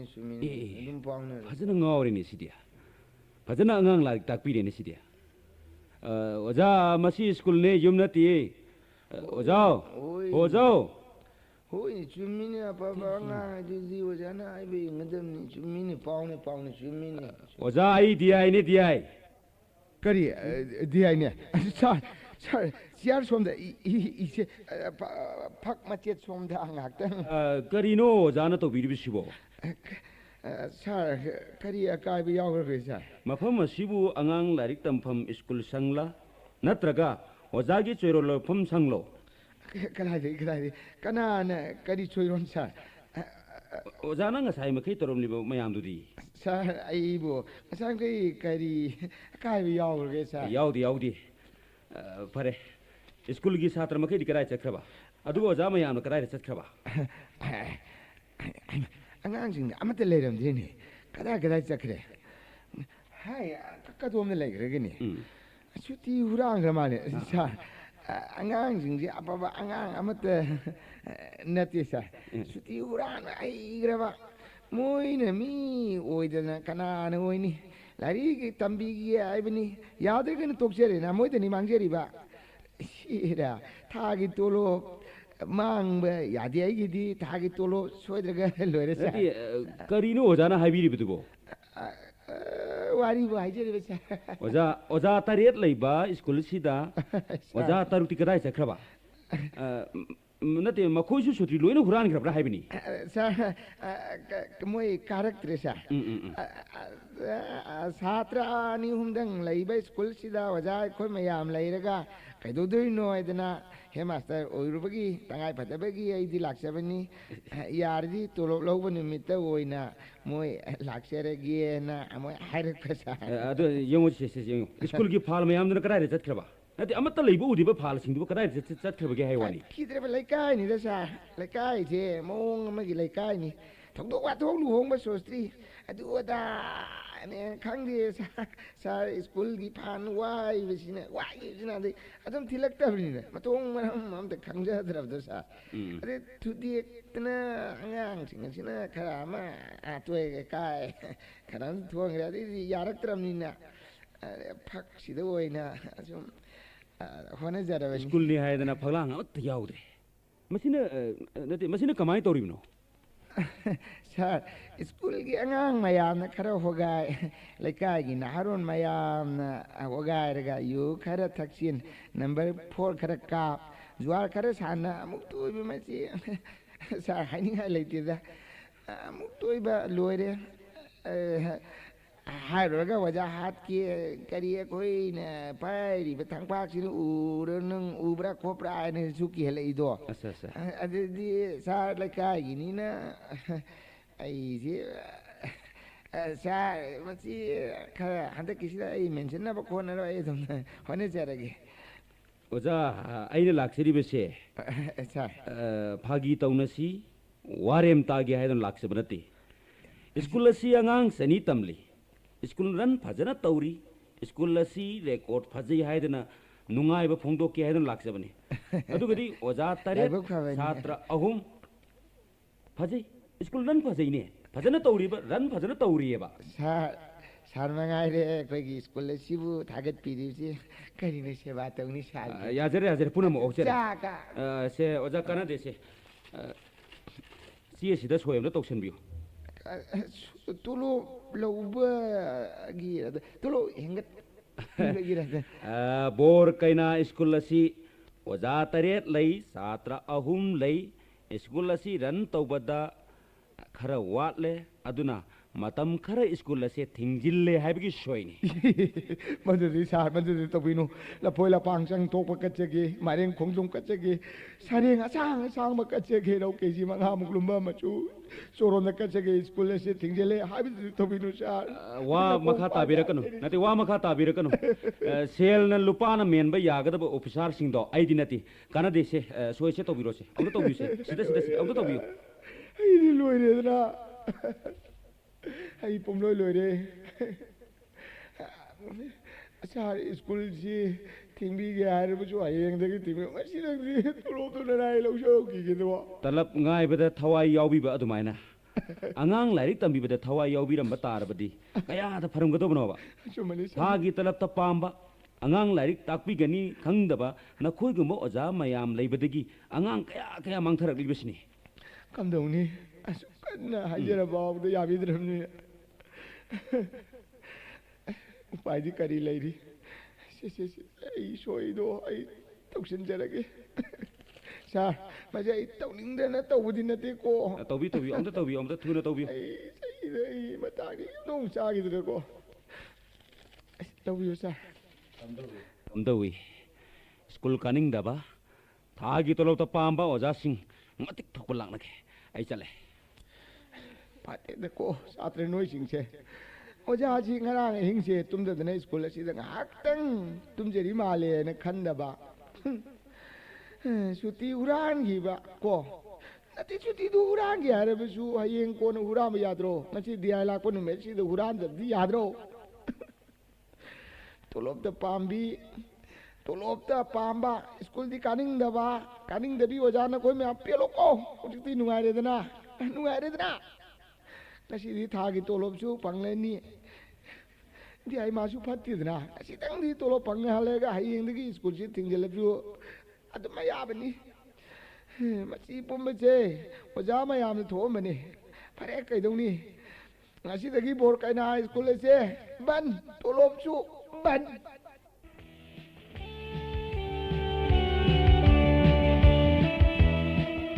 ꯀꯩꯒꯤꯅꯣ ꯑꯁꯨꯛ ꯊꯦꯡꯅ ꯐꯥꯎꯕ ꯍꯜꯂꯛꯇ꯭ꯔꯤꯁꯤꯕꯣ ꯁ꯭ꯀꯨꯜꯗꯨꯗ ꯀꯩꯗꯧꯗꯨꯅ ꯂꯩꯔꯕꯁꯨ ꯈꯪꯗꯦ ꯑꯩꯈꯣꯏ ꯑꯅꯤ ꯁ꯭ꯀꯨꯜ ꯑꯗꯨꯗ ꯄꯨꯟꯅ ꯑꯣꯖꯥ ꯑꯣꯏꯃꯤꯟꯅꯔꯤꯕꯅꯤꯅ ꯇꯧꯔꯤꯁꯤꯅꯅꯦ ꯃꯣꯠ ꯑꯃꯠꯇ ꯃꯥꯟꯅꯗꯦ ꯑꯩꯅ ꯑꯃ ꯈꯟ ꯃꯥꯅ ꯑꯃ ꯈꯟ ꯏꯃꯨꯡ ꯑꯁꯤꯗ ꯑꯩꯈꯣꯏꯅ ꯄꯨꯁꯤꯜꯂꯛꯂꯤꯕ ꯇꯣꯂꯣꯞ ꯑꯁꯤꯅꯁꯨ ꯃꯦꯟꯕ ꯀꯣꯟꯅ ꯄꯣꯟꯇꯦ ꯑꯉꯥꯡꯒꯤ ꯁꯦꯜ ꯊꯥꯕꯅꯦ ꯆꯦꯡ ꯆꯥꯛꯀꯤ ꯂꯩꯀꯥꯏꯒꯤ ꯄꯣꯠꯌꯦꯡ ꯆꯠꯌꯦ ꯃꯥꯒꯤ ꯌꯨ ꯊꯛꯅꯕꯒꯤ ꯖ꯭ꯋꯥꯔ ꯁꯥꯟꯅꯕꯒꯤꯅꯦ ꯃꯈꯨꯠꯇ ꯄꯩꯁꯥ ꯑꯃꯠꯇ ꯐꯥꯎꯕ ꯂꯩꯍꯧꯔꯣꯏꯗꯧꯔꯤꯕꯅꯤ ꯅꯠꯇꯦ ꯍꯧꯖꯤꯛ ꯐꯥꯎꯕ ꯂꯥꯛꯇ꯭ꯔꯤꯁꯤꯕꯨ ꯃꯈꯣꯏ ꯃꯌꯥꯝꯗꯣ ꯑꯃꯨꯛ ꯊꯦꯡꯅꯗꯅ ꯖ꯭ꯋꯥꯔ ꯁꯥꯟꯅꯗꯅ ꯌꯨ ꯊꯛꯇꯅ ꯑꯃꯨꯛ ꯂꯩꯈ꯭ꯔꯖꯥꯠꯂꯣ ꯃꯁꯤꯒꯤ ꯅꯨꯄꯥꯁꯦ ꯅꯍꯥꯔꯣꯟ ꯃꯌꯥꯝ ꯂꯩꯀꯥꯏꯒꯤꯅꯦ ꯃꯩꯔꯥ ꯄꯥꯏꯕꯤ ꯃꯌꯥꯝ ꯑꯁꯨꯛ ꯀꯟꯅ ꯊꯤꯡꯂꯤꯕꯁꯦ ꯀꯔꯤꯝꯇ ꯀꯤꯗꯕ ꯖꯥꯠꯂ ꯈꯪꯗꯦ ꯃꯈꯣꯡꯗꯔ ꯃꯈꯨꯗꯔ ꯃꯔꯨ ꯑꯃꯇꯪ ꯄꯤꯔꯝꯂꯕꯗꯤꯅꯦ ꯒ꯭ꯌꯥꯟ ꯀꯣꯛ ꯍꯦꯛ ꯇꯥꯒꯗꯕꯅꯤ ꯅꯠꯇꯦ ꯍꯧꯖꯤꯛꯄꯨ ꯀꯗꯥꯏꯗꯅꯣ ꯑꯩꯅ ꯊꯤꯔꯨꯗꯣꯏꯁꯤꯕꯣ ꯈꯔ ꯉꯟꯅꯕꯨ ꯆꯠꯁꯤ ꯍꯥꯏꯔꯨꯔꯕꯗꯤꯅꯦ ꯃꯥꯒꯤ ꯍꯧꯅꯕ ꯍꯦꯛꯇ ꯇꯧꯔꯛꯀꯗꯕꯅꯤ ꯆꯠꯀꯅꯤ ꯅꯠꯇꯦ ꯅꯪꯕꯨ ꯍꯧꯖꯤꯛ ꯐꯥꯎꯕ ꯂꯣꯏꯁꯤꯟꯗ꯭ꯔꯤꯕ꯭ꯔꯣ ꯇꯣꯂꯣꯞꯅ ꯅꯪꯕꯨ ꯉꯥꯏꯔꯝꯃꯅꯤ ꯍꯩ ꯃꯣꯏ ꯕꯥꯕꯨ ꯅꯠꯇꯦ ꯃꯣꯏ ꯕꯥꯕꯨ ꯉꯥꯎꯔꯕ꯭ꯔꯣ ꯈꯔ ꯉꯟꯅ ꯆꯠꯁꯤ ꯍꯥꯏꯔꯦ ꯃꯇꯝꯁꯦ ꯌꯧꯈ꯭ꯔꯕꯅꯦ ꯁ꯭ꯀꯨꯜꯗꯨꯗ ꯀꯩꯗꯧꯗꯅ ꯂꯩꯔꯤꯕꯅꯣ ꯈꯪꯗꯦ ꯍꯣ ꯉꯔꯥꯡꯅꯦ ꯖ꯭ꯋꯥꯔꯗ ꯊꯥꯗꯣꯛꯈꯤꯕ ꯁꯥꯟꯇꯤꯒꯤ ꯂꯨꯄꯥ 100ꯗꯣ ꯉꯁꯤ ꯄꯤꯗꯕ ꯌꯥꯗꯦ ꯍꯥꯏꯔꯝꯕꯅꯤ ꯗꯨꯀꯥꯟꯒꯤ ꯕꯥꯀꯤ ꯃꯌꯥꯝꯗꯨꯁꯨ ꯄꯤꯌꯨ ꯂꯥꯛꯂꯝꯃꯤ ꯇꯟꯕꯨ ꯇꯜꯂꯕꯅꯤ ꯇꯣꯂꯣꯞ ꯐꯪꯒꯅꯤ ꯍꯥꯏꯕꯒꯤꯅꯦ ꯍꯔꯥꯎꯐꯝꯕꯨ ꯂꯩꯇ꯭ꯔꯦ ꯍꯩ ꯃꯤꯒꯤ ꯑꯇꯣꯟꯕ ꯁꯦꯟ ꯃꯌꯥꯝꯗꯨ ꯂꯣꯏꯅ ꯁꯤꯡꯗꯣꯛꯀꯅꯤ ꯀꯩꯗꯧꯔꯒꯦ ꯅꯠꯇꯦ ꯅꯪꯕꯨ ꯍꯧꯖꯤꯛ ꯐꯥꯎꯕꯅ ꯂꯣꯏꯁꯤꯟꯗ꯭ꯔꯤꯕ꯭ꯔꯅꯦ ꯑꯣ ꯉꯁꯥꯏꯅ ꯂꯣꯏꯖꯔꯦ ꯃꯣꯏ ꯕꯥꯕꯨ ꯉꯥꯏꯖꯔꯤꯕꯅꯦ ꯆꯥꯛ ꯏꯁꯤꯡ ꯆꯥꯒꯗꯕ ꯆꯥꯕꯤꯔꯨꯔꯣ ꯃꯇꯝ ꯑꯁꯦ ꯌꯧꯈ꯭ꯔꯕꯅꯤ ꯆꯠꯂꯣ ꯂꯧꯔꯣ ꯇꯣꯂꯣꯞ ꯀꯥꯗꯣ ꯂꯧꯔꯨꯔꯣ ꯅꯪ ꯆꯠꯂꯣ ꯀꯩꯅꯣ ꯉꯥꯡꯂꯤꯗꯨꯕꯣ ꯉꯥꯎꯔꯕ꯭ꯔꯣ ꯃꯣꯏ ꯕꯥꯕꯨ ꯅꯠꯇꯦ ꯖ꯭ꯋꯥꯔ ꯁꯥꯟꯅꯐꯝꯗ ꯁꯦꯜ ꯀꯛꯇꯅ ꯂꯩꯍꯧꯔꯒꯦ ꯍꯥꯏꯔꯤꯕ꯭ꯔꯣ ꯉꯁꯤꯁꯦ ꯅꯪ ꯑꯩꯉꯣꯟꯗꯅꯦ ꯈꯟꯅꯕ ꯁꯨꯝ ꯍꯧꯔꯛꯏꯀꯣ ꯈꯜꯂꯨꯔꯒꯅꯦ ꯈꯣꯏꯗꯧꯁꯤ ꯁꯨꯝ ꯆꯥꯎꯒꯠꯂꯛꯏꯀோ ꯁꯅꯥꯏꯕꯦꯝꯃ ꯁ꯭ꯀꯨꯜ ꯀꯥꯅꯤꯡꯗꯕꯤ ꯂꯦꯝꯅ ꯇꯣꯂꯣꯞ ꯂꯩꯅꯤꯡꯕꯤ ꯑꯉꯥꯡ ꯂꯥꯏꯔꯤꯛꯇꯤ ꯇꯥꯛꯄꯤꯅꯤꯡꯗꯕꯤ ꯅꯣꯏ ꯑꯣꯖꯥ ꯇꯔꯨꯛ ꯍꯧꯅꯔꯒ ꯅꯣꯏ ꯆꯠꯂꯣ ꯂꯧꯔꯨꯔꯣ ꯇꯣꯂꯣꯞꯇꯣ ꯂꯧꯔꯣ ꯐꯪꯉꯤ ꯑꯩꯈꯣꯏ ꯑꯣꯖꯥ ꯇꯔꯨꯛ ꯁ꯭ꯀꯨꯜ កាꯗꯕꯒꯤ ꯇꯣꯂꯣꯞ ꯀꯛꯀꯦ ꯍꯥꯏꯔꯤꯕ꯭ꯔꯣ ꯃꯈꯣꯏ ꯃꯉꯥꯒꯤ ꯀꯛꯂꯕꯁꯨꯅꯦ ꯑꯩꯒꯤꯗꯤꯅꯦ ꯀꯛꯄ ꯁꯨꯡꯌꯥ ꯌꯥꯔꯣꯏ ꯍꯥꯏꯁꯤꯅꯦ ꯑꯩꯒꯤ ꯅꯨꯄꯥꯅ ꯁ꯭ꯀꯨꯜ ꯑꯁꯤꯒꯤ ꯍꯦꯗ ꯃꯥꯁꯇꯔ ꯑꯣꯏꯔꯤ ꯁ꯭ꯀꯨꯜꯒ ꯃꯀꯣꯛꯅꯤ ꯍꯥꯏꯗꯅ ꯁ꯭ꯀꯨꯜ ꯆꯠꯇꯕꯒꯤ ꯋꯥꯅꯦ ꯃꯁꯤꯕꯨ ꯀꯌꯥꯝ ꯀꯥꯏꯔꯒꯦ ꯀꯔꯤꯒꯤ ꯀꯥꯏꯗꯅꯤ ꯁ꯭ꯀꯨꯜꯒꯤ ꯃꯀꯣꯛꯅꯤ ꯍꯦꯗ ꯃꯥꯁꯇꯔꯅꯤ ꯉꯝꯃꯤ ꯍꯥꯏꯗꯅ ꯍꯧꯖꯤꯛꯇꯤ ꯉꯝꯃꯦꯗꯅ ꯐꯔꯦꯗꯅ ꯍꯧꯖꯤꯛꯇꯤ ꯅꯣꯏ ꯅꯨꯡꯉꯥꯏꯗꯣꯔꯝꯅꯤ ꯅꯣꯏ ꯑꯣꯖꯥ ꯅꯣꯏ ꯄꯦꯜꯂꯣꯀꯣ ꯅꯣꯏ ꯑꯣꯖꯥ ꯃꯌꯥꯝꯗꯣ ꯄꯦꯜꯂꯣ ꯍꯥꯏꯔꯤꯁꯤꯅꯤ ꯀꯩꯅꯣ ꯃꯣꯏ ꯕꯥꯕꯨ ꯉꯔꯥꯡꯒꯤ ꯃꯔꯤꯟ ꯍꯟꯗ꯭ꯔꯤꯕ꯭ꯔꯣ ꯆꯣꯏꯔꯣꯜ ꯑꯃꯨꯛ ꯂꯣꯜꯂꯛꯂꯤꯕꯗꯨꯕꯨ ꯀꯔꯤꯅꯣ ꯀꯔꯤꯒꯤ ꯂꯣꯟꯗꯅꯤ ꯃꯇꯥꯡ ꯑꯁꯤ ꯌꯧꯔꯗꯕꯨ ꯀꯔꯤꯒꯤ ꯂꯣꯟꯗꯅꯤ ꯃꯁꯤ ꯊꯣꯛꯀꯅꯤ ꯍꯥꯏꯗꯅ ꯑꯩꯅ ꯀꯌꯥꯔꯛ ꯍꯥꯏꯖꯔꯦꯗꯅ ꯍꯧꯖꯤꯛꯇꯤ ꯅꯨꯡꯉꯥꯏꯔꯣ ꯅꯣꯏ ꯄꯦꯜꯂꯣ ꯅꯨꯡꯉꯥꯏꯔꯣ ꯅꯣꯏ ꯈꯪꯒꯗꯧꯔꯤꯕꯅꯤ ꯅꯣꯏ ꯂꯩꯀꯥꯏ ꯃꯌꯥꯝ ꯃꯃꯥꯡꯁꯤꯗ ꯉꯥꯎꯕꯗꯧꯅ ꯀꯣꯏꯂꯥꯎ ꯂꯥꯎꯔꯤꯕꯁꯤꯕꯨ ꯅꯠꯇꯦ ꯃꯣꯏ ꯕꯥꯕꯨ ꯑꯌꯨꯛ ꯑꯉꯟꯕꯁꯤꯗ ꯀꯩꯅꯣ ꯈꯔ ꯊꯛꯆꯤꯜꯂꯛꯂꯕ꯭ꯔോ ꯍꯦ ꯃꯁꯤꯗꯕꯨ ꯑꯩꯅ ꯉꯥꯎꯗꯕ ꯌꯥꯔꯤꯕ꯭ꯔோ ꯁ꯭ꯀꯨꯜꯒꯤ ꯗꯤꯑꯥꯏ ꯂꯥꯛꯑꯦ ꯑꯣꯖꯥꯁꯨ ꯑꯃꯠꯇ ꯂꯥꯛꯇꯦ ꯑꯉꯥꯡꯁꯤꯡꯁꯨ ꯑꯃꯠꯇ ꯂꯩꯇꯦ ꯁ꯭ꯀꯨꯜꯗꯨꯗ ꯏꯇꯣꯝꯇ ꯇꯔꯛ ꯑꯗꯨꯗꯤ ꯁ꯭ꯀꯨꯜꯗꯣ ꯃꯇꯝ ꯈꯛꯇꯅ ꯕꯟ ꯀꯩꯅꯣ ꯍꯥꯏꯔꯤꯁꯤꯕꯣ ꯑꯩꯕꯨ ꯒ꯭ꯌꯥꯟ ꯑꯃꯠꯇ ꯇꯥꯗ꯭ꯔꯦꯃꯤ ꯑꯩꯅ ꯑꯉꯥꯡ ꯃꯆꯥꯁꯤꯡꯗꯧꯅ ꯅꯪꯉꯣꯟꯗ ꯑꯃꯨꯛ ꯐꯥꯒꯤ ꯇꯧꯒꯗ꯭ꯔꯣ ꯊꯥꯖꯗ꯭ꯔꯒ ꯆꯠꯂꯣ ꯗꯤꯑꯥꯏꯗꯨ ꯍꯪꯉꯨꯔꯣ ꯆꯠꯂꯣ ꯅꯪ ꯍꯦꯔꯥ ꯗꯤꯑꯥꯏ ꯃꯥꯁꯨ ꯐꯠꯃꯟꯗꯦꯗ ꯁ꯭ꯀꯨꯜꯅꯦꯗꯅ ꯑꯉꯥꯡ 2-3ꯈꯛ ꯂꯩꯕꯁꯤꯗꯅꯦ ꯂꯥꯏꯔꯤꯛ ꯇꯝꯂꯦ ꯑꯣꯖꯥ ꯑꯃꯅ ꯇꯥꯛꯃꯟꯕꯗ ꯇꯥꯛꯁꯤꯠꯇꯕ ꯄꯣꯠꯇꯨꯗ ꯑꯩꯈꯣꯏ ꯀꯣꯝꯊꯣꯛꯄꯩ ꯋꯥꯅꯤ ꯀꯩꯅꯣ ꯃꯥꯅꯅꯦ ꯑꯆꯧꯕꯅꯤ ꯉꯝꯃꯤ ꯍꯥꯏꯗꯅꯅꯦ ꯃꯇꯝ ꯑꯁꯨꯛ ꯐꯠꯈꯤꯗ꯭ꯔꯕ ꯃꯇꯝ ꯑꯁꯤꯗ ꯗꯤꯑꯥꯏꯅ ꯇꯧꯔꯤꯁꯦ ꯐꯠꯇꯤ ꯐꯠꯃꯟꯗꯕ ꯖꯥꯠꯅꯤꯗ ꯑꯁ ꯀꯔꯤꯒꯤ ꯐꯠꯇꯅꯦꯒꯤ ꯑꯉꯝꯕꯅꯤ ꯑꯆꯧꯕꯅꯤ ꯑꯉꯝꯕꯅ ꯇꯧꯕ ꯊꯕꯛꯄꯨ ꯃꯆꯥ ꯑꯩꯈꯣꯏꯅ ꯀꯩꯗꯧꯗꯣꯔꯤꯕ ꯀꯩꯗꯧꯗꯣꯔꯤꯅꯣ ꯅꯠꯇꯦ ꯑꯗꯣ ꯃꯣꯏꯕ ꯁꯥꯇ꯭ꯔ ꯃꯌꯥꯝꯗꯤ ꯀꯩꯗꯧꯕꯩ ꯁ꯭ꯀꯨꯜ ꯀꯥꯔꯛꯇ꯭ꯔꯤꯕ ꯀꯥꯔꯛꯑꯦ ꯑꯃꯠꯇ ꯆꯤꯊꯗꯅ ꯑꯍꯨꯝ ꯈꯛꯇꯅꯤꯗꯅ ꯑꯍꯨꯝ ꯂꯣꯏ ꯀꯥꯔꯛꯑꯦ ꯑꯥ ꯑꯗꯣ ꯑꯩ ꯉꯔꯥꯡ ꯑꯍꯤꯡꯗꯨ ꯖ꯭ꯋꯥꯔ ꯁꯥꯟꯅꯕꯗ ꯑꯩ ꯇꯨꯝꯍꯧꯗ꯭ꯔꯦ ꯅꯪ ꯈꯪꯉꯤꯗꯨꯉꯥꯏ ꯑꯩ ꯑꯉꯥꯡ ꯃꯌꯥꯝꯗꯣ ꯑꯩ ꯂꯥꯏꯔꯤꯛ ꯉꯥꯏꯍꯥꯛꯇꯪ ꯄꯥꯎ ꯍꯥꯏꯗꯅ ꯄꯥꯍꯜꯂꯨꯔꯦ ꯑꯩꯁꯨ ꯉꯥꯏꯍꯥꯛꯇꯪꯗꯤ ꯎꯏꯅꯤꯡꯗꯅ ꯎꯏꯔꯨꯔꯦ ꯑꯗꯩꯗꯤ ꯀꯨꯏꯗꯦ ꯃꯤꯀꯨꯞ ꯑꯃꯅꯤꯗꯅꯤ ꯗꯤꯗꯤꯌꯥꯏꯗꯨꯅ ꯍꯧꯗꯣꯔꯛꯄꯅ ꯍꯥꯜꯂꯤꯌꯦ ꯅꯠꯇꯦ ꯃꯁꯤꯕꯨ ꯑꯩꯅꯔꯣ ꯅꯠꯇꯦ ꯁ꯭ꯀꯨꯜꯗꯨꯗꯕꯨ ꯇꯨꯝꯅꯗꯕꯨ ꯅꯠꯇꯦ ꯁ꯭ꯀꯨꯜꯗꯨꯗ ꯀꯩꯗꯧꯕꯩ ꯇꯨꯝꯃꯨꯔꯤꯅꯣ ꯍꯥꯏꯕ ꯀꯩꯗꯧꯕꯩ ꯇꯨꯝꯃꯨꯏꯅꯣ ꯌꯨꯝꯗ ꯍꯜꯂꯛꯂꯒ ꯅꯨꯡꯉꯥꯏꯅ ꯇꯨꯝꯕ ꯌꯥꯏꯗꯅ ꯃꯁꯤ ꯄꯨꯝꯅꯃꯛꯁꯦ ꯃꯣꯏ ꯕꯥꯅ ꯊꯣꯟꯕ ꯉꯥꯛꯇꯅꯤ ꯅꯣꯏ ꯇꯔꯨꯛꯇꯤ ꯀꯩꯗꯧꯅ ꯂꯩ ꯑꯩ ꯍꯥꯏꯁꯤꯅꯦ ꯅꯣꯏ ꯇꯔꯨꯛꯄꯨ ꯀꯩꯗꯧꯅ ꯂꯩꯒꯦ ꯍꯥꯏꯕ ꯑꯩ ꯏꯇꯣꯝꯇꯒꯤ ꯑꯇ ꯇꯥꯏꯔꯣ ꯁ꯭ꯀꯨꯜꯁꯤꯕꯣ ꯅꯪ ꯑꯣꯏꯖꯔꯕꯁꯨ ꯃꯣꯏ ꯃꯉꯥꯗꯨ ꯃꯌꯨꯝꯗ ꯀꯩꯗꯧꯅ ꯂꯩꯒꯦ ꯍꯥꯏꯕ ꯃꯣꯏꯗꯤ ꯂꯥꯛ ꯌꯥꯗ꯭ꯔꯣ ꯃꯣꯏ ꯕꯥꯅ ꯁ꯭ꯀꯨꯜꯗꯨꯒꯤ ꯃꯀꯣꯛꯅꯤ ꯄꯨꯝꯅꯃꯛ ꯉꯝꯃꯤ ꯍꯥꯏꯗꯅ ꯆꯠꯇꯕꯩ ꯋꯥꯅꯤ ꯀꯩꯅꯣ ꯍꯦꯗ ꯃꯥꯁꯇꯔꯅꯤ ꯉꯝꯃꯤ ꯍꯥꯏꯗꯅ ꯍꯧꯖꯤꯛ ꯉꯝꯃꯦꯗꯅ ꯍꯧꯖꯤꯛꯇꯤ ꯑꯣꯖꯥ ꯑꯇꯩꯗꯨꯁꯨ ꯅꯪꯒꯤ ꯅꯇꯧ ꯇꯝꯗꯅ ꯀꯥꯅꯤꯡꯉꯒ ꯀꯥꯅꯤꯡꯗ꯭ꯔꯒ ꯇꯣꯛꯑꯣ ꯅꯨꯡꯉꯥꯏꯗꯧꯔꯤꯅꯤ ꯅꯣꯏ ꯇꯧꯗꯣꯏꯁꯤ ꯑꯩꯅꯅꯦ ꯐꯅ ꯍꯥꯏꯖꯔꯤꯕ ꯃꯣꯏꯅꯅꯦ ꯌꯥꯕꯤꯔꯤꯕꯗꯤ ꯉꯁꯤ ꯊꯣꯛꯏꯕꯁꯤ ꯊꯣꯛꯈꯤꯗ꯭ꯔꯣ ꯉꯁꯤ ꯇꯥꯔꯤꯕ ꯗꯁꯥꯁꯤ ꯇꯥꯈꯤꯗ꯭ꯔꯣ ꯁ꯭ꯀꯨꯜꯅꯦꯅ ꯅꯣꯡꯃꯇꯁꯨ ꯀꯥꯅꯤꯡꯗꯕꯤ ꯃꯀꯦꯗ ꯆꯦꯝꯗꯅ ꯑꯍꯥꯎꯕꯗ ꯆꯥꯅꯤꯡꯕꯤ 이ꯕꯦꯝꯃ ꯅꯪ ꯄꯦꯜꯂꯣꯀꯣ ꯅꯪ ꯄꯦꯜꯂꯣ ꯍꯥꯏꯔꯤꯁꯤꯅꯤ ꯅꯪ ꯁ꯭ꯀꯨꯜ ꯕꯟ ꯂꯣꯏꯔꯦ ꯑꯉꯥꯡꯁꯤꯡꯗꯨꯁꯨꯅꯦ ꯐꯥꯎꯅ ꯐꯠꯈꯤꯗ꯭ꯔꯦꯀꯣ ꯑꯣꯖꯥꯁꯤꯅ ꯋꯥꯗꯅ ꯉꯥꯏꯍꯥꯛꯇꯪ ꯇꯨꯝꯂꯤ ꯍꯥꯏꯔꯕꯗꯤ ꯍꯩꯕ ꯍꯩꯇꯕ ꯂꯥꯏꯔꯤꯛ ꯄꯥꯗꯅ ꯑꯣꯖꯥꯅ ꯇꯨꯝꯕ ꯍꯧꯒꯠꯇ꯭ꯔꯤ ꯐꯥꯎꯕ ꯂꯩꯕ ꯌꯥꯏꯅ ꯑꯗꯨꯅꯦ ꯑꯗꯨꯒꯤ ꯋꯥꯅꯦ ꯁꯨꯇꯤ ꯍꯨꯔꯥꯟꯒꯦꯁꯨ ꯑꯩ ꯍꯨꯔꯥꯟꯕꯒꯤꯅ ꯍꯨꯔꯥꯜꯂꯨ ꯃꯥꯡ ꯍꯦꯛ ꯊꯥꯕ ꯃꯈꯣꯏꯗ ꯂꯥꯏꯔꯤꯛ ꯍꯩꯗꯅꯅꯦ ꯀꯌꯥꯝ ꯍꯩꯅꯤꯒꯦ ꯃꯈꯣꯏꯒꯤ ꯃꯃꯥ ꯃꯄꯥꯗꯨꯁꯨꯅꯦ ꯀꯔꯝꯕ ꯃꯃꯥ ꯃꯄꯥꯅꯣ ꯈꯪꯗ꯭ꯔꯦ ꯏꯆꯥꯁꯤꯅ ꯁ꯭ꯀꯨꯜ ꯉꯟꯇꯥ ꯍꯜꯂꯛꯂꯤꯕꯁꯤꯕꯨ ꯁ꯭ꯀꯨल ꯁꯨꯇꯤ ꯍꯨꯔꯥꯜꯂꯛꯂꯤꯕ꯭ꯔꯥ ꯍꯥꯏꯕ ꯐꯥꯎꯕ ꯌꯦꯡꯗꯦ ꯃꯈꯣꯏꯒꯤ ꯃꯆꯥꯁꯤꯡꯒꯤ ꯃꯇꯧ ꯇꯝꯂꯛꯀꯅꯤ ꯍꯥꯏꯗꯅ ꯏꯆꯥ ꯑꯃꯇꯪ ꯄꯣꯛꯆꯕꯗꯨ ꯐꯥꯎꯕꯅꯦ ꯃꯤꯔꯩꯕꯥꯛꯇ ꯂꯥꯏꯔꯤꯛ ꯇꯝꯕ ꯊꯥꯗꯣꯛꯈ꯭ꯔꯕꯅꯦ ꯃꯈꯣꯏꯒꯤ ꯃꯆꯥꯅ ꯐꯗꯅ ꯀꯌꯥꯝ ꯐꯅꯤꯒꯦ ꯍꯩꯇꯨꯕꯤ ꯂꯩꯌꯨꯅꯦ ꯍꯦ ꯇꯥꯅꯤꯅꯦ ꯅꯪꯕꯣ ꯃꯤꯒꯤ ꯃꯆꯥꯁꯤꯡꯗ ꯇꯥꯏꯅꯔꯨꯅꯨꯅꯦ ꯅꯪꯒꯤ ꯅꯆꯥꯅ ꯀꯌꯥꯝ ꯐꯔꯗꯅ ꯁꯤꯁꯦ ꯑꯩ ꯋꯥꯒꯦ ꯑꯣꯖꯥꯅ ꯈꯣꯏꯅꯅꯦ ꯁ꯭ꯀꯨꯜ ꯀꯥꯅꯤꯡꯗ꯭ꯔꯦ ꯑꯉꯥꯡꯁꯤꯡꯁꯨ ꯂꯥꯏꯔꯤꯛꯁꯨ ꯅꯣꯏ ꯇꯥꯛꯄꯤꯗ꯭ꯔꯦ ꯀꯔꯝꯕ ꯀꯅꯥꯒꯤ ꯑꯉꯥꯡꯁꯤꯡꯅ ꯁ꯭ꯀꯨꯜꯗꯨꯗ ꯂꯥꯏꯔꯤꯛ ꯇꯝꯅꯤꯡꯒꯗꯒꯦ ꯑꯗꯨ ꯅꯣꯏ ꯒ꯭ꯌꯥꯟ ꯇꯥꯎ ꯅꯣꯏ ꯈꯟꯅꯧ ꯉꯁꯤ ꯑꯩꯅ ꯍꯥꯏꯔꯤꯕꯗ ꯑꯩꯅꯅꯦ ꯍꯥꯏꯔꯤꯕ ꯋꯥꯁꯦ ꯅꯣꯏ ꯃꯨꯟꯅꯅꯦ ꯈꯜꯂꯒꯅꯦ ꯅꯣꯏ ꯊꯕꯛ ꯇꯧ ꯉꯁꯤ ꯇꯥꯔꯤꯕ ꯗꯁꯥꯁꯦ ꯅꯣꯏ ꯑꯣꯖꯥ ꯃꯌꯥꯝꯅꯅꯤ ꯈꯪꯉꯨ ꯑꯗꯨ ꯅꯠꯇꯦ ꯃꯣꯏꯕꯥ ꯗꯤꯌꯥꯏꯗꯨꯕꯨ ꯐꯖꯅ ꯉꯥꯡꯅꯕ ꯌꯥꯔꯣꯏꯗ꯭ꯔꯦ ꯖꯥꯠꯂꯣ ꯀꯩꯅꯣ ꯑꯩꯈꯣꯏꯅ ꯇꯧꯗꯣꯏꯁꯤꯕꯨ ꯀꯩꯅꯣ ꯑꯣꯟꯊꯣꯛꯄꯒꯤ ꯂꯥꯏꯕꯛ ꯍꯥꯏꯕꯗꯨꯅꯤꯗ ꯅꯠꯇꯦ ꯗꯤꯌꯥꯏꯗꯨꯕꯨ ꯐꯖꯅ ꯑꯃꯨꯛꯇ ꯉꯥꯡꯅꯁꯤꯔꯣ ꯌꯥꯔꯣꯏ ꯉꯥꯡꯅꯕ ꯌꯥꯕ ꯑꯩ ꯉꯥꯡꯅꯔꯝꯅꯤ ꯌꯥꯔꯔꯣꯏ ꯍꯥꯏꯔꯤꯁꯤꯅꯤ ꯀꯝꯗꯧꯅꯤ ꯑꯩꯅ ꯇꯧꯔꯤꯁꯤꯕꯣ ꯇꯣꯂꯣꯞ ꯐꯪꯕ ꯅꯨꯃꯤꯠꯅꯤꯅ ꯍꯔꯥꯎꯖꯔꯨꯔꯤꯕ ꯅꯨꯡꯉꯥꯏꯔꯦꯗꯅ ꯉꯁꯤꯗꯤ ꯅꯨꯡꯉꯥꯏꯗꯣꯔꯤ ꯂꯣꯏꯔꯦꯗꯅ ꯁꯦꯜ ꯊꯧꯕ ꯂꯥꯛꯄ ꯃꯌꯥꯝꯅ ꯑꯃꯨꯛ ꯇꯣꯏꯕ ꯁꯤꯅꯦꯃꯥ ꯇꯤꯀꯦꯠ ꯀꯛꯄꯒꯤ ꯀ꯭ꯌꯨꯗ ꯂꯦꯞꯄꯗꯧꯅ ꯀ꯭ꯌꯨꯗ ꯂꯦꯞꯄꯔꯅꯤ ꯑꯩꯅ ꯇꯧꯒꯗꯣꯔꯤꯕꯨ ꯀꯔꯤꯅꯣꯕ ꯍꯥꯏ ꯁꯣꯔꯣꯃꯥ ꯁꯦ ꯁꯨꯃꯥꯏꯅ ꯇꯧꯁꯤꯁꯦ ꯅꯣꯏ ꯀꯔꯤ ꯏꯗꯨꯀꯦꯁꯟ ꯗꯥꯏꯔꯦꯛꯇꯣꯔꯦꯠꯅ ꯄꯤꯔꯛꯄ ꯀꯔꯤ ꯍꯥꯏꯕ ꯑꯉꯥꯡꯁꯤꯡꯅ ꯈꯣꯡꯅꯕ ꯕꯦꯕꯦ ꯂꯥꯎꯕꯤꯗꯣ ꯀꯗꯥꯏ ꯃꯗꯨ ꯄꯨꯊꯣꯔꯛꯑꯣ ꯍꯦ ꯃꯗꯨ ꯌꯣꯟꯊꯣꯛꯂꯨꯔꯒꯅꯦ ꯑꯩ ꯖ꯭ꯋꯥꯔ ꯁꯥꯟꯅꯔꯒꯅꯦ ꯑꯩ ꯍꯧꯗꯣꯛꯅꯔꯒꯦ ꯃꯗꯨ ꯄꯨꯊꯣꯔꯛꯑꯣ ꯑꯣ ꯒ꯭ꯌꯥꯁ ꯂꯣꯏꯈꯤꯕꯗꯨꯗꯅꯦ ꯊꯣꯡꯅꯤꯡꯉꯥꯏ ꯂꯩꯇꯗꯅ ꯃꯩ ꯊꯥꯗꯣꯛꯈ꯭ꯔꯕꯅꯦ ꯂꯣꯏꯔꯦꯗꯅ ꯑꯩꯗꯤ ꯃꯗꯨ ꯌꯣꯟꯊꯣꯛꯑꯒ ꯑꯩꯗꯤ ꯑꯁꯥ ꯆꯥꯎꯅ ꯁꯥꯒꯠꯂꯤꯔꯤꯕꯅꯤ ꯄꯩꯁꯥ ꯍꯧꯗꯣꯛꯅꯔꯒꯦ ꯍꯥꯏꯗꯅ ꯀꯩꯅꯣꯅꯦ ꯑꯩꯅ ꯇꯧꯒꯗꯣꯔꯤꯁꯤꯕꯣ ꯅꯠꯇꯦ ꯃꯣꯏꯕꯥ ꯐꯝꯗꯅ ꯂꯩꯕꯒꯤ ꯃꯍꯨꯠꯇꯅꯦ ꯀꯔꯤꯅꯣꯃ ꯈꯟꯅꯁꯦ ꯉꯥꯏꯍꯥꯛꯇ ꯉꯥꯏꯔꯦ ꯃꯤ ꯌꯥꯝꯅꯅꯦ ꯀ꯭ꯌꯨ ꯂꯦꯞꯂꯒꯗꯕ ꯀꯔꯤꯅꯣꯅꯦ ꯍꯧꯖꯤꯛ ꯈꯟꯅꯗꯣꯔꯤꯁꯤꯕꯣ ꯈꯟꯅꯐꯝ ꯈꯪꯗ꯭ꯔꯦ ꯀꯣꯛꯁꯦ ꯉꯥꯎꯔꯦ ꯃꯊꯥ ꯁꯥꯔꯦ ꯎꯄꯥꯏ ꯂꯩꯇꯦ ꯂꯧꯁꯤꯡ ꯂꯩꯕꯤ ꯀꯣꯛ ꯂꯩꯕꯤ ꯏꯕꯦꯝꯃ ꯁ꯭ꯀꯨꯜ ꯀꯥꯅꯤꯡꯗꯕꯤ ꯄꯩꯁꯥꯗ ꯄꯥꯝꯕꯤ ꯑꯍꯥꯎꯕꯗ ꯆꯥꯅꯤꯡꯕꯤ ꯑꯩ ꯎꯄꯥꯏ ꯂꯩꯇꯦ ꯑꯩ ꯀꯣꯛ ꯉꯥꯎꯔꯦ ꯅꯪꯅ ꯈꯟꯗꯧꯗꯣ ꯈꯜꯂꯣ ꯂꯣꯏꯔꯦ ꯀꯩꯅꯣ ꯑꯩꯈꯣꯏꯅ ꯍꯧꯖꯤꯛ ꯇꯧꯒꯗꯧꯔꯤꯕꯁꯤꯕꯣ ꯀꯔꯤꯅꯣ ꯑꯩ ꯃꯣꯏꯕꯥ ꯎꯄꯥꯏ ꯑꯃ ꯂꯩꯔꯦ ꯀꯔꯤꯅꯣ ꯎꯄꯥꯏ ꯑꯃ ꯂꯩꯔꯦ ꯀꯔꯤꯅꯣ ꯀꯩꯗꯧꯁꯤ ꯍꯥꯏꯔꯤꯕꯅꯣ ꯁꯨꯝꯗꯧꯁꯦꯕ ꯃꯣꯏꯕꯥ ꯏꯗꯨꯀꯦꯁꯟ ꯗꯥꯏꯔꯦꯛꯇꯔꯒꯤꯅꯦ ꯃꯊꯛꯇꯅꯦ ꯏꯁꯇ꯭ꯔꯥꯏꯛ ꯊꯦꯔꯁꯤ ꯁꯦꯜ ꯊꯧꯕ ꯂꯥꯛꯄ ꯃꯌꯥꯝꯗꯅꯦ ꯁ꯭ꯀꯨꯜ ꯏꯁꯇ꯭ꯔꯥꯏꯛ ꯇꯧꯔꯤ ꯍꯥꯏꯗꯅꯦ ꯇꯂꯞ ꯐꯪꯗꯤ ꯐꯥꯎꯕꯅꯦ ꯈꯔꯗꯤ ꯁꯥꯐꯔꯅꯤꯗꯅ ꯍꯣꯏ ꯌꯥꯏꯅꯦ ꯃꯗꯨ ꯌꯥꯏꯅꯦ ꯐꯩꯅꯦ ꯇꯧꯔꯁꯤ ꯑꯗꯨꯒꯨꯝꯕ ꯑꯐꯕꯗꯣ ꯍꯧꯗꯣꯔꯛꯎꯗ꯭ꯔꯥ ꯑꯗꯨꯒꯅꯦ ꯃꯣꯏꯕꯥ ꯍꯣꯏꯅꯦ ꯑꯣꯖꯥ ꯑꯇꯩꯁꯤꯡꯗꯨꯗꯒꯤꯅꯦ ꯏꯁꯇ꯭ꯔꯥꯏꯛ ꯇꯧꯔꯤꯕꯅꯤ ꯍꯥꯏꯗꯅꯅꯦ पैसा खाइरगने मधुगी पैसादुना युंगी असिनबा खरा सिजिनरगा लोइरेबा चुमी ऐसे अदुदी बीमा ngasi next time se hawdaba yadre ngasi isa hawre ado kari hawsi haningo moi bana ne bazaar satpiro lupa mangagi ne blank paper de dista ama leibiraglo aduga ne muk angang ba mane turi lupa ama piba amaga ne leibiraglo si edu manipur ban haidane ne khara yiklaga ne education office ta khara bus parking sing ne ama ni mane poster thielaga ne loire adudagi ne haina manipur ban tawre haidane ne wa wa lauterane chumi hey nupi ei nangbu ngau kyang kuirage ba ha nupi no oi uri do warim kaya do ai taning di oi ba yagda wado ngang oi mi ho nong he ngan badagi ne zwar sanadana lekai mapan thokta khangdabagi wani hauzik se matam amani thainagi ipa ipuna panaramba matam du natre haiba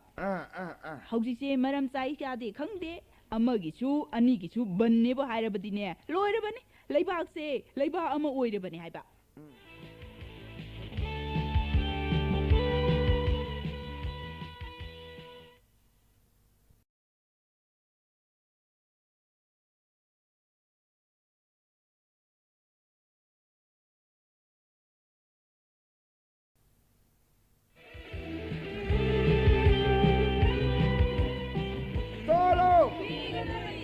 वजह की पुंसी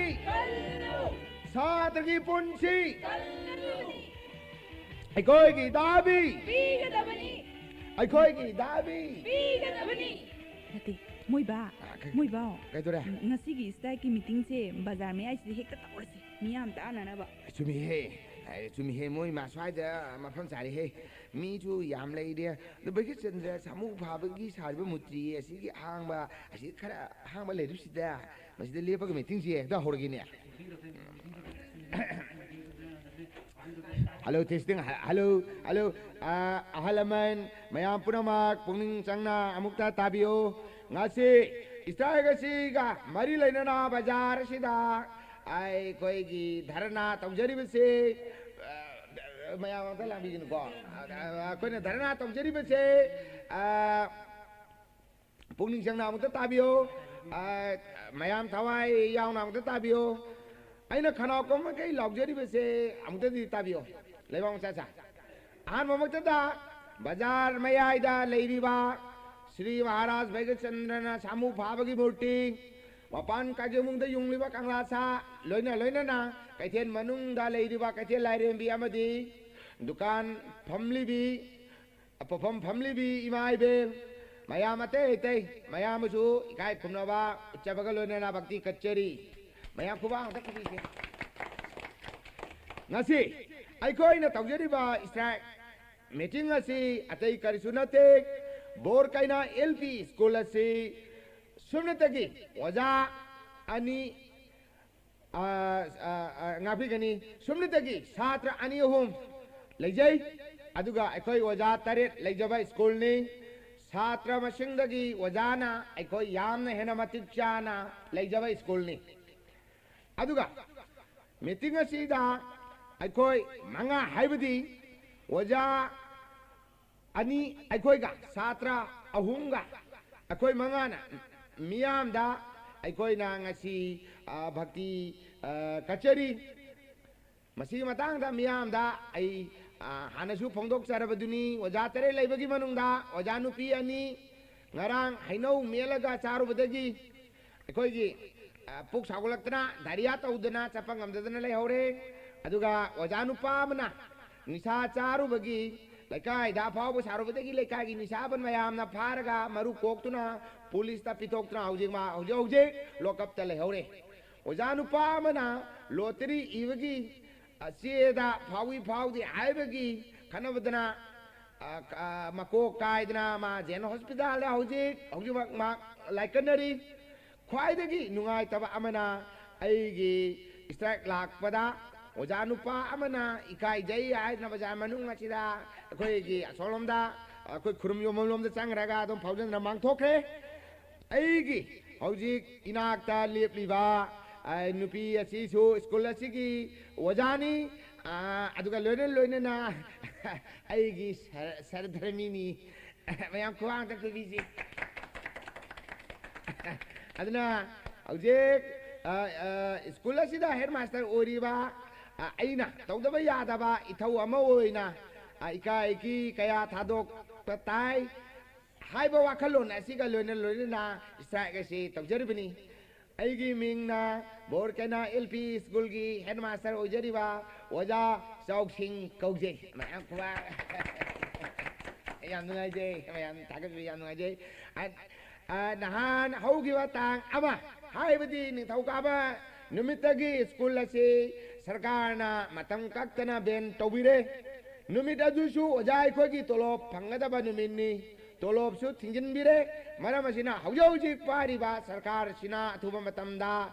school ꯍꯥꯡꯗꯣꯛꯄꯤꯗꯨꯅ ꯑꯃꯗꯤ ꯑꯣꯖꯥꯒꯤ ꯐꯝꯐꯝ ꯊꯣꯛꯄ ꯇꯣꯂꯣꯞ ꯄꯤꯊꯣꯛꯇ꯭ꯔꯤ ꯐꯥꯎꯕ strike ꯑꯁꯤ ꯑꯩꯈꯣꯏ ꯃꯈꯥ ꯇꯥꯅ ꯑꯗꯨꯝ ꯇꯧꯖꯈꯤꯒꯅꯤ ꯃꯌꯥꯝ ꯈꯟꯗꯨꯅ ꯑꯃꯨꯛꯇ ꯌꯦꯡꯕꯤꯌꯨ ꯁꯥꯇ꯭ꯔꯅ ꯂꯥꯏꯔꯤꯛ ꯇꯝꯅꯤꯡꯗꯗꯅ ꯁ꯭ꯀꯨꯜ ꯀꯥꯅꯤꯡꯗ꯭ꯔꯦ ꯇꯝꯗꯕꯁꯤꯕꯨ ꯑꯣꯖꯥ ꯑꯩꯈꯣꯏꯅ ꯀꯔꯝꯅ ꯅꯝꯗꯨꯅ ꯂꯥꯏꯔꯤꯛ ꯇꯝꯍꯟꯒꯗꯣꯔꯤꯕꯅꯣ ꯃꯁꯤꯒꯤ ꯃꯇꯥꯡꯁꯨ ꯈꯟꯕꯤꯌꯨ ꯃꯇꯥꯡ ꯑꯁꯤꯗ ꯑꯩꯅ ꯍꯥꯏꯖꯅꯤꯡꯉꯤ ꯃꯁꯤꯒꯤ LP ꯁ꯭ꯀꯨꯜꯁꯤꯡꯗ ꯉꯁꯤꯒꯤ LP ꯁ꯭ꯀꯨꯜꯁꯤꯡꯗ ꯂꯥꯏꯔꯤꯛ ꯇꯝꯍꯟꯗꯗꯨꯅ ꯑꯩꯈꯣꯏꯒꯤ ꯃꯆꯥ ꯃꯁꯨꯁꯤꯡꯕꯨ ꯏꯪꯂꯤꯁ ꯁ꯭ꯀꯨꯜꯗ ꯂꯥꯏꯔꯤꯛ ꯇꯝꯕ ꯊꯥꯔꯤꯕꯁꯦ ꯑꯩꯅ ꯃꯃꯥ ꯃꯄꯥ ꯑꯣꯏꯕꯁꯤꯡꯕꯨ ꯊꯃꯣꯏ ꯁꯣꯛꯅ ꯅꯤꯟꯗꯥ ꯇꯧꯖꯔꯤ इंग्लिश स्कूल लाइक तमनबा थाबगी महुता LP स्कूल थाबीरकबदी ngasi LP स्कूल सिंग asi सरकार थिंजलिबा से थिंजलरमैदबनी ngasi बोरकैना स्कूल अंगांग अहुम दी नुंतीगी लाइक तंबलाई ओजादी तरे ले ओजा अमन ताकपदा ताक्षित पावा ओइद्रबा अदुगुंबा कयाम लेबदगी अरेमदा स्कूल मतम मांगन गदुगी सरुक मयुमदा कोबी थाबना थाबा लौ उबना उबा तौदना ओजा सिंगना स्कूल कारक तबगी वानी अईदी हेड मास्टर अमा ओरुबनिना नुंतीगी स्कूल चचे अईगी नुपीसु स्कूल दा नोंगमताई चलन जदे मा योंगी थबा इंगांग सुबा मयाम तहोंदनाई थमजई तोलो कायदनबा आई अदुम फजना आई सेम साधना थमजिंजई मरमदी आइसु चट मासु चट अंगांग दि ओहुम दिन इबानिना मुना मुना दना अंगांग सिंगदुदा ताकपा हाइबसी कानदि हाइबा वाखलोन असि आइना थमजबगा लोइना हारिबा थवची आई पांथोकजबनी मयाम खुबा हतकी मोइबाव मतंग जारिङैसिदने बन तौबगी नुमित्तो अमुक्ता खंगनबिरो होइनि चुमिने आइदि काउबु काउये आदना अखोइना तांजरीबा दिमान हाइबदी बोरकैना LP स्कूल असिबु अथुवा मतमदा सरकारना लौसिनबा नत्रगना ओजासिंगी थागी तोलोप कायदना पीबा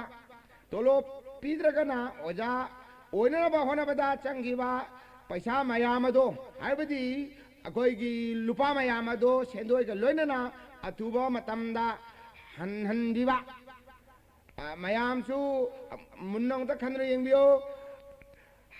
हफ्ता अमा कांगदना आदि था फादे सही ओंदे ओजा लौबगी इंटरव्यू अमुक्तब बिबा वाइचारीबा लारिग हाई खंगदे हाइते खंगदे अमुक्तबा खोंगतेक मितांग फावबा ओजागी चेनरीबा छात्र सिंगी खंगदे मियामगी खंगदे अखोइगिदी पैसा फंगरगा लोइरे हाजुना सानरिबा गोरिलानी ममितंगदी मामई तंगदी ओजाना वाई चाइदना स्कूल अमदा ओजा अमगा छात्र अमगा लाइक तंब याबगी फिवमदा लैरबनी चुम्मी चुम्मी आदना चुम्मी असिगुम्बा अमांगबा कया हाइबदी तुंगदा लाकदबा कोई चारोन छुरोन कयागी खंदुना मांगजोना स्कूल अमदा ओजा कया लैते येंगलगा सरकारना ओजा लौबगी थबगसे पाकेट पियू हाइना आई हाइजनिंगी आदना अखोई हौजिक मयामना अइना हाइजरबसिदा मयामसु थवाई यावना ताबिग्रे अदुना अखोइना तांजरबि दिमानसि फंद्रबदि लाकदुरिबा नोंवाइजिंग नुमित असिदा हाइबदि तांग अहोम नोंवाइजिंग नुमित असि अखोइना स्कूल असिगी दिमानसि फंगबना मरम ओइदना मणिपुर बन कौजरे ꯅꯠꯇꯦ ꯀꯩꯅꯣ ꯃꯣꯏ ꯕꯥꯕꯨ ꯉꯥꯎꯔꯕ꯭ꯔꯣ ꯑꯣꯐꯤꯁ ꯀꯥꯟꯅꯗꯕ ꯗꯨꯀꯥꯟ ꯊꯣꯡ ꯍꯥꯡꯅꯗꯕ ꯅꯣꯡꯃꯥꯏꯖꯤꯡ ꯅꯨꯃꯤꯠꯇ ꯁꯨꯇꯤ ꯑꯣꯏꯕ ꯅꯨꯃꯤꯠꯇꯨꯗ ꯃꯅꯤꯄꯨꯔ ꯕꯟ ꯀꯧꯔꯤꯁꯤꯕꯣ ꯅꯠꯇꯦ ꯃꯣꯏ ꯕꯥꯕꯨ ꯉꯥꯎꯔꯕ꯭ꯔꯣ ꯃꯤꯍꯨꯟ ꯆꯣꯏꯔꯕ꯭ꯔꯣ ꯍꯩ ꯅꯨꯄꯤ ꯅꯪ ꯈꯪꯄꯣꯠ ꯅꯠꯇꯦꯅꯦ ꯇꯨꯃꯤꯟꯅ ꯑꯗꯨꯝ ꯇꯥꯎꯅꯦ ꯍꯩꯃꯥ. ꯅꯨꯄꯤ ꯅꯈꯣꯏ ꯅꯊꯧ ꯅꯠꯇꯦꯅꯦꯁꯦ ꯑꯆꯥꯔꯝ ꯊꯤꯕ ꯑꯣꯐꯤꯁꯥꯔꯁꯤꯡ ꯑꯣꯐꯤꯁꯇ ꯄꯥꯔꯇꯤ ꯇꯧꯅꯤꯡꯕ ꯀꯔꯃꯆꯥꯔꯤꯁꯤꯡ ꯅꯣꯡꯃꯥꯏꯖꯤꯡꯗ ꯑꯣꯐꯤꯁ ꯀꯥꯍꯟꯗ꯭ꯔꯕꯗꯤ ꯂꯣꯏꯅ ꯇꯣꯛꯑꯦꯗꯅ ꯅꯪ ꯋꯥ ꯉꯥꯡꯅꯣ ꯇꯨꯃꯤꯟꯅ ꯑꯗꯨꯝ ꯇꯥꯎ ꯑꯩꯅ ꯑꯃꯨꯛꯀ ꯍꯟꯅ ꯍꯥꯏꯖꯔꯤ ꯑꯩꯈꯣꯏꯅ ꯇꯥꯜꯂꯤꯕ ꯗꯤꯃꯥꯟ ꯑꯁꯤ ꯑꯊꯨꯕ ꯃꯇꯝꯗ ꯄꯤꯗ꯭ꯔꯕꯗꯤ ꯃꯅꯤꯄꯨꯔ ꯕꯟ ꯑꯁꯤ ꯍꯟꯖꯤꯟ ꯍꯟꯖꯤꯟ ꯇꯧꯖꯈꯤꯒꯅꯤ ꯑꯗꯨꯅ ꯁꯤꯗ꯭ꯔꯤ ꯐꯥꯎꯕ ꯆꯔꯥ ꯍꯦꯟꯕꯒꯤ ꯈꯣꯡꯖꯪ ꯐꯥꯎꯕ ꯆꯪꯁꯤꯟꯖꯒꯅꯤ ꯑꯩꯈꯣꯏꯅ ꯇꯧꯖꯔꯤꯕ ꯕꯟ ꯑꯁꯤ ꯃꯄꯨꯡ ꯐꯥꯍꯟꯕꯤꯌꯨ ꯍꯥꯏꯗꯅ ꯃꯅꯤꯄꯨꯔꯒꯤ ꯑꯩꯈꯣꯏꯒꯤ ꯃꯤꯌꯥꯝ ꯃꯃꯥꯡꯗ ꯑꯩꯅ ꯕꯤꯈ꯭ꯌꯥ ꯅꯤꯕꯒꯨꯝ ꯕꯟꯒꯤ ꯕꯤꯈ꯭ꯌꯥ ꯅꯤꯖꯔꯤ ꯑꯗꯨꯅ ꯂꯥꯛꯂꯤꯕ ꯅꯣꯡꯃꯥꯏꯖꯤꯡ ꯅꯨꯃꯤꯠ ꯇꯥꯡ 3 ꯑꯁꯦ ꯑꯌꯨꯛ ꯄꯨꯡ 6 ꯇꯥꯕꯗꯒꯤꯅ ꯅꯨꯡꯊꯤꯟ ꯄꯨꯡ 6 ꯇꯥꯕ ꯐꯥꯎꯕ ꯄꯨꯡ 19ꯒꯤ ꯃꯅꯤꯄꯨꯔ ꯕꯟ ꯀꯧꯖꯔꯤ इनकीलाब जिंदाबाद इनकीलाब जिंदाबाद वजागी पुंसी कलिगदबनी बोर कैना स्कूल की छात्र मतिक चाना सरकाना पीगदबनी वजागी तोलो पीगदबनी इनकीलाब जिंदाबाद इनकीलाब जिंदाबाद पैसा चावे सरकार डिजाइन दो पैसा चावे सरकार डिजाइन दो बोर कैना एलपी स्कूल अथुबा मतमदा हंगो उ छात्र की पुंसी कलियो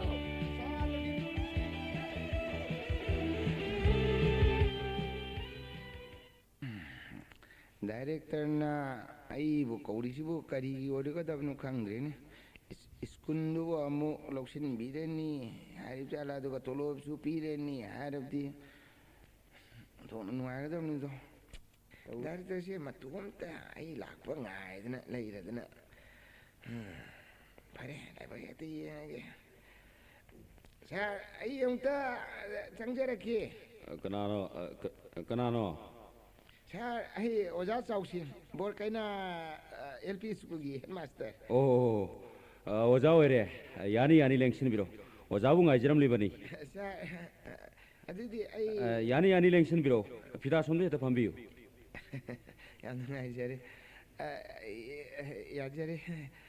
अईबु कौबिबगी मरमबु मरम हाइबबु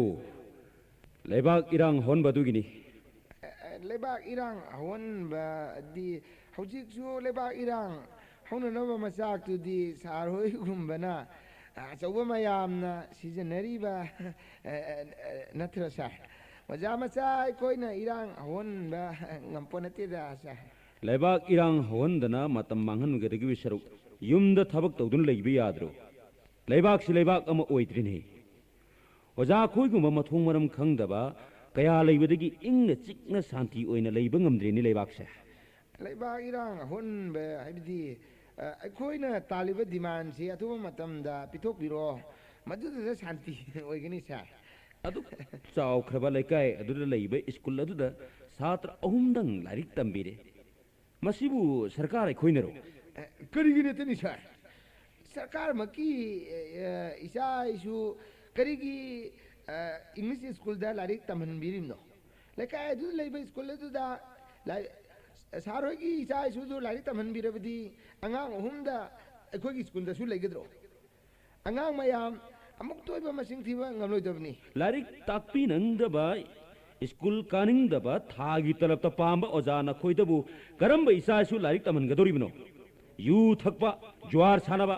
सोरो सरा मसक खंगदबा ओजाना खोइना लारिक तंबिदना अंगांग क्रमाइना हेगिदोरिबनो नते क्रमाइना हेगिदोरिनोबा कदाय दिगदि तमनिंगनी गे स्कूल ने एदना इहो होरे फाने एदना कदाय देगी अमुक तोइबा फम यादबा अते का ngata पिसले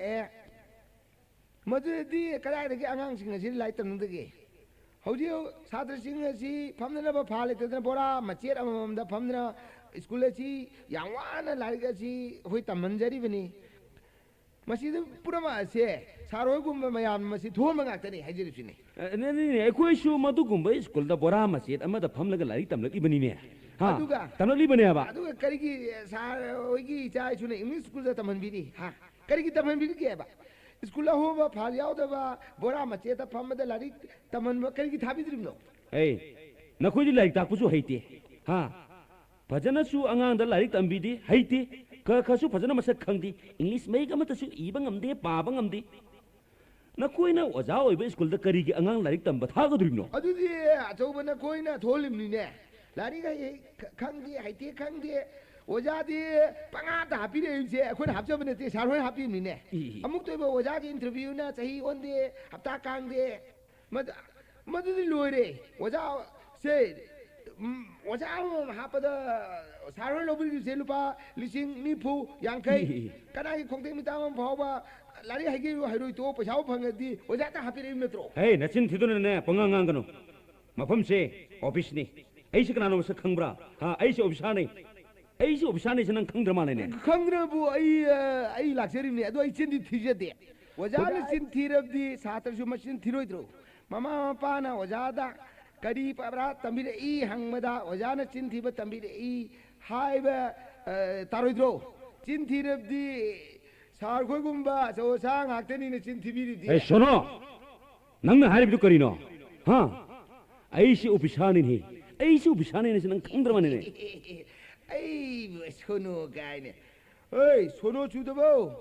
ꯑꯆꯧꯕꯧ ꯃꯀꯣꯛ ꯌꯥꯎꯗꯕꯧ ꯁꯣꯅꯣ ꯆꯨꯔꯤꯗꯤ ꯅꯪꯅꯤꯅꯦ ꯅꯪ ꯅꯪꯅ ꯉꯥꯡꯂꯤꯕꯗꯨ ꯀꯅꯥꯗꯅꯣ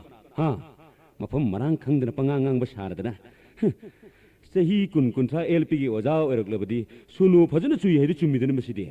ꯀꯔꯤꯒꯤ ꯁꯣꯅꯣ ꯅꯠꯇꯦ ꯑꯈꯪ ꯑꯍꯩ ꯁꯥꯅꯤꯡꯕꯧ ꯑꯆꯧꯕ ꯅꯈꯣꯏꯕꯨ ꯀꯅꯥꯅ ꯅꯈꯨꯠ ꯄꯥꯏꯗꯅ ꯂꯥꯏꯔꯤꯛ ꯇꯝꯕꯤꯔꯛꯄꯒꯦ ꯀꯅꯥꯅ ꯂꯥꯏꯔꯤꯛ ꯇꯝꯕꯤꯔꯛꯄꯒꯦ ꯁꯣꯅꯣ ꯆꯨꯕꯧ ꯁꯣꯔꯣ ꯁꯦꯔꯥ ꯏꯪꯂꯤꯁ ꯈꯪꯗꯕꯧ ꯑꯣꯖꯥ ꯑꯩꯈꯣꯏꯅ ꯇꯝꯕꯤꯔꯛꯄ ꯅꯠꯇ꯭ꯔꯣ ꯑꯩꯈꯣꯏꯅ ꯇꯝꯕꯤꯔꯛꯄꯒꯤ ꯋꯥꯅꯤ ꯆꯨꯝꯗ꯭ꯔꯣ ꯑꯩ ꯍꯥꯏꯔꯤꯕꯁꯦ ꯁꯣꯅꯣ ꯀꯥꯏꯗꯨꯗꯤ ꯑꯩꯒꯤ ꯑꯁꯥꯎꯕꯅꯤꯅꯦ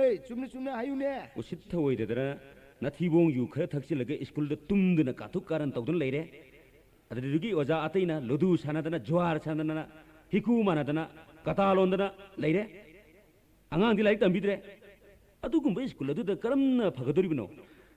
ꯃꯤꯒꯤ ꯃꯊꯤꯕꯣꯡꯒ ꯄꯜꯂꯗꯅ ꯉꯥꯡꯂꯤꯅꯦ ꯆꯨꯝꯅ ꯉꯥꯡꯉꯨꯀꯣ ꯐꯩꯅꯅꯦ ꯀꯟ ꯐꯨꯔꯛꯀꯅꯨꯀꯣ ꯁꯥꯔꯅ ꯑꯩꯒꯤ ꯊꯤꯕꯣꯡ ꯄꯜꯂꯤꯗꯨꯕꯨ ꯑꯩꯒꯤ ꯊꯤꯕꯣꯡꯁꯤꯕꯨ ꯁꯥꯔꯅ ꯊꯥꯛꯄꯤꯕ꯭ꯔꯣ ꯑꯩꯅ ꯌꯨ ꯊꯛꯄꯕꯨ ꯊꯛꯂꯕꯁꯨ ꯌꯨꯝꯗ ꯊꯛꯆꯕꯅꯤ ꯁ꯭ꯀꯨꯜꯗ ꯃꯅꯝ ꯅꯝꯕꯒꯤ ꯋꯥꯅꯤ ꯃꯅꯝꯕꯨ ꯑꯩꯅ ꯊꯤꯡꯕ ꯉꯝꯕ꯭ꯔꯣ ꯏꯔꯟꯅ ꯊꯛꯆꯕꯅꯦ ꯅꯊꯧꯂꯤꯕ꯭ꯔꯣ ꯁ꯭ꯇꯨꯄꯤꯠ ꯑꯩꯁꯦ ꯀꯅꯥꯅꯣ ꯃꯁꯛ ꯈꯪꯂꯕ꯭ꯔꯥ ꯑꯩꯁꯤꯕꯨ ꯀꯅꯥꯅꯣ ꯃꯁꯛ ꯈꯪꯂꯕ꯭ꯔꯣ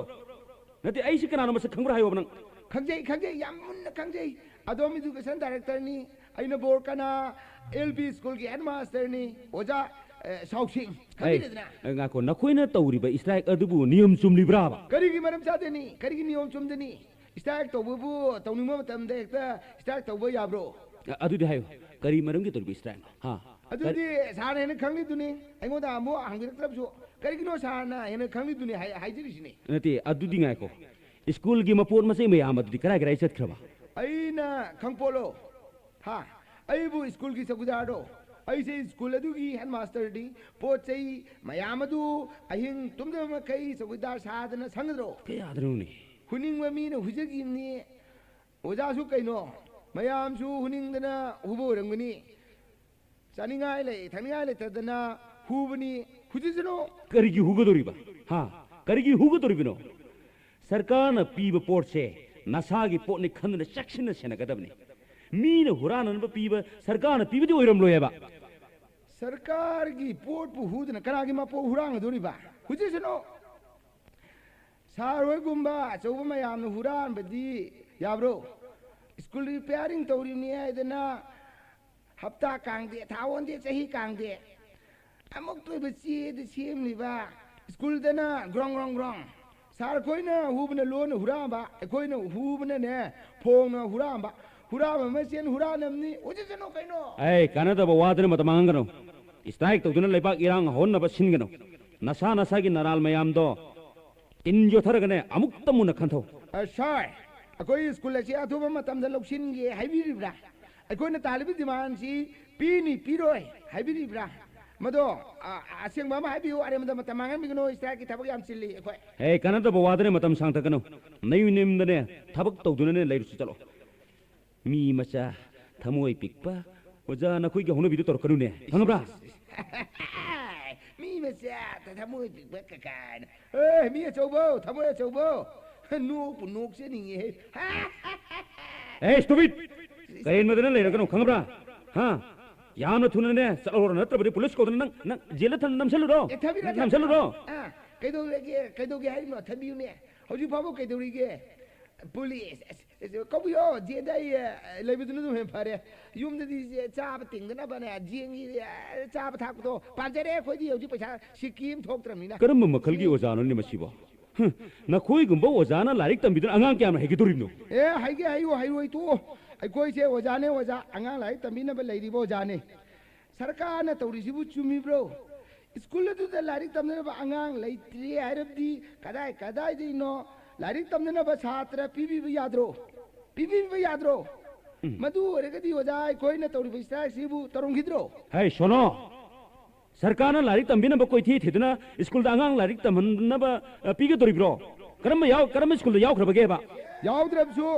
ꯕꯣꯔ ꯀꯩꯅꯥ ꯁ꯭ꯀꯨꯜꯒꯤ ꯍꯥꯛꯇꯛꯇꯗꯤꯅꯦ ꯃꯁꯦ ꯌꯥꯎꯍꯟꯗꯣꯔꯤꯕꯅꯤ ꯌꯥꯗ꯭ꯔꯣꯅꯦ ꯁꯥꯔ ꯈꯣꯏꯅ ꯁ꯭ꯀꯨꯜ ꯌꯦꯡꯉꯤꯕꯅꯤ ꯍꯥꯏꯗꯅ ꯑꯣꯖꯥ ꯃꯆꯥ ꯑꯩꯈꯣꯏꯒꯤ ꯑꯁꯣꯏꯕ ꯌꯦꯡꯉꯒ ꯄꯩꯁా ꯆꯥꯅꯕ ꯁꯤꯟꯒꯦ ꯁꯤꯔꯣ ꯍꯦ ꯚꯨꯠ ꯑꯩꯈꯣꯏꯅ ꯀꯅꯥꯗꯒꯤ ꯄꯩꯁా ꯆꯥꯔꯤꯕ ꯍꯥ ꯀꯔꯤꯒꯤ ꯆꯥꯗ꯭ꯔꯤꯕ ꯁ꯭ꯀꯨꯜꯒꯤ ꯅꯃꯥꯗꯒꯤ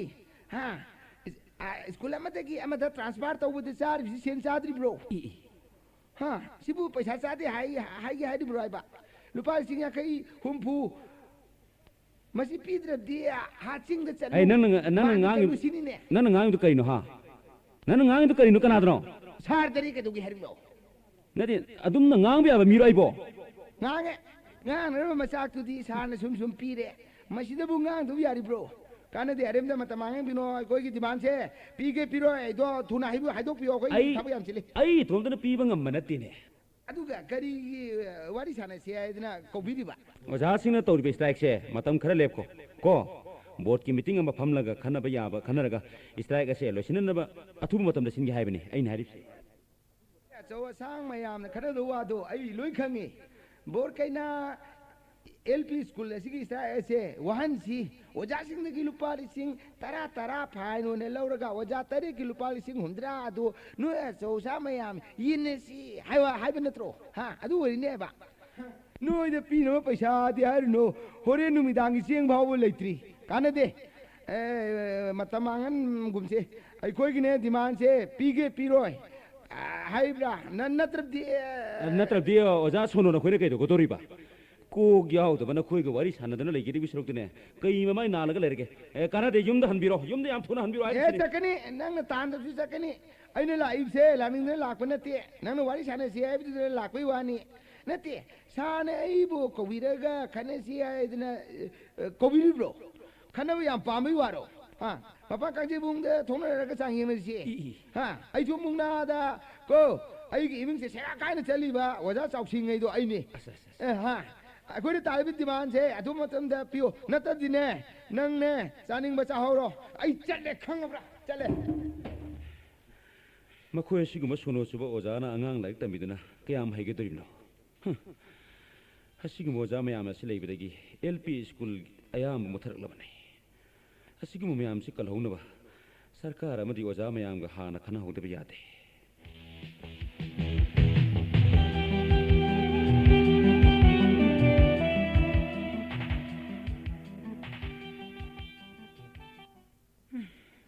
ꯑꯩꯈꯣꯏꯅ ꯇꯧꯔꯤꯕ ꯁ꯭ꯇ꯭ꯔꯥꯏꯛꯁꯦ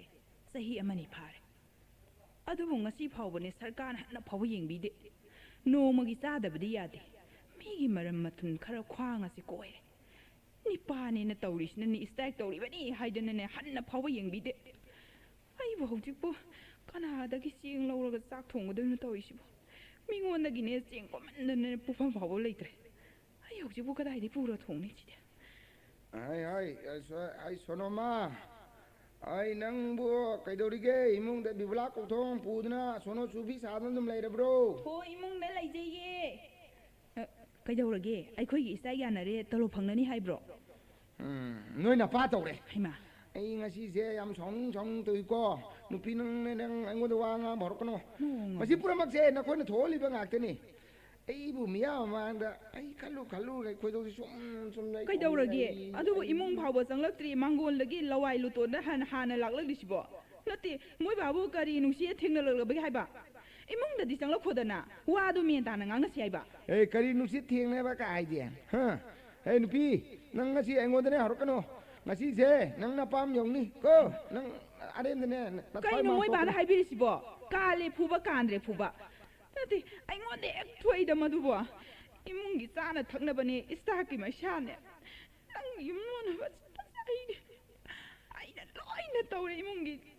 바라 봄나 모이바나 노ong마타수 이몽기 까리 떠오리 까리 짜리 하이바 파우바 한나 파우바 잉비데 한질랑랑가네 칸나 파우라까니 까리기노시보 to nang nupi ni ko yum sigi nang nupi ni nangina thongni sigi thokta ba ingoda are kari kana ni ai je oja ai master tolo phangda be ni hai sin nang khangim ni strike to gi ma tha sa dana kok se uru ngauri ni kai chu le te ba imung gi wa ka am dai chang pon ati nang lei di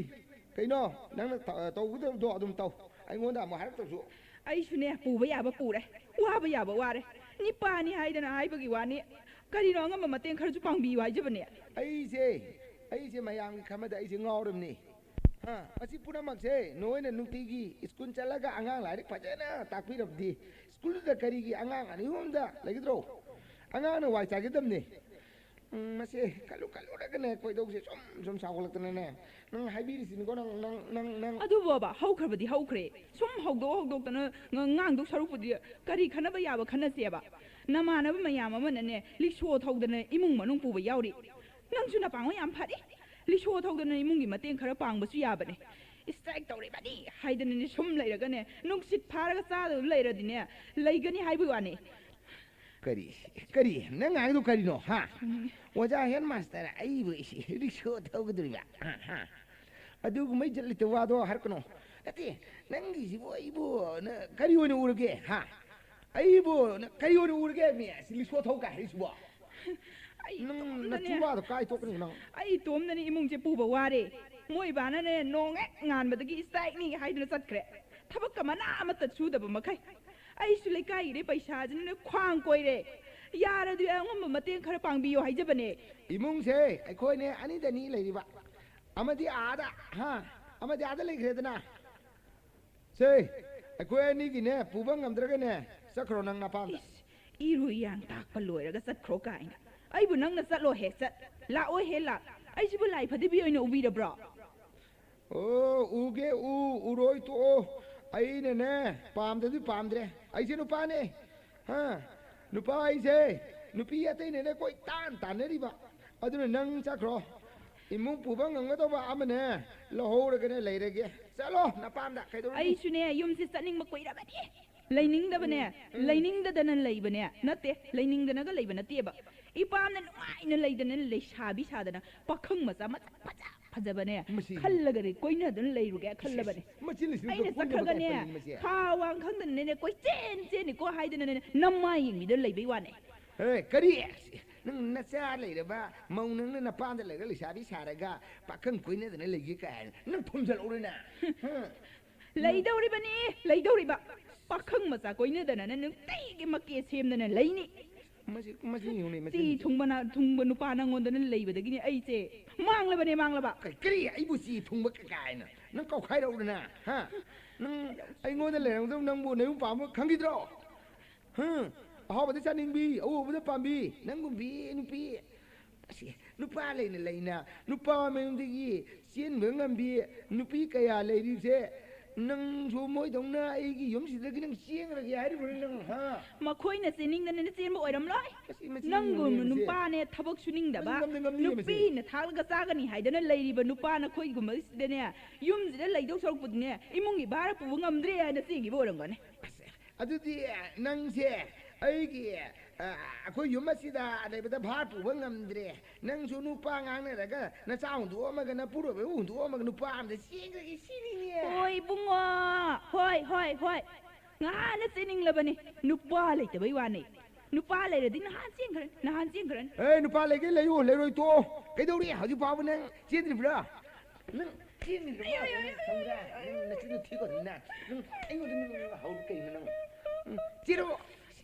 nupa ge koi ne ge ka na pa khang ge koi ne ge ka na na chin thi ko na mi aina nga oina jaba phagi to bo ꯁꯤꯅ ꯁꯥ ꯁꯟꯗꯧꯅ ꯐꯨꯍꯧꯅꯕ꯭ꯔꯣ ꯁꯤꯕꯣ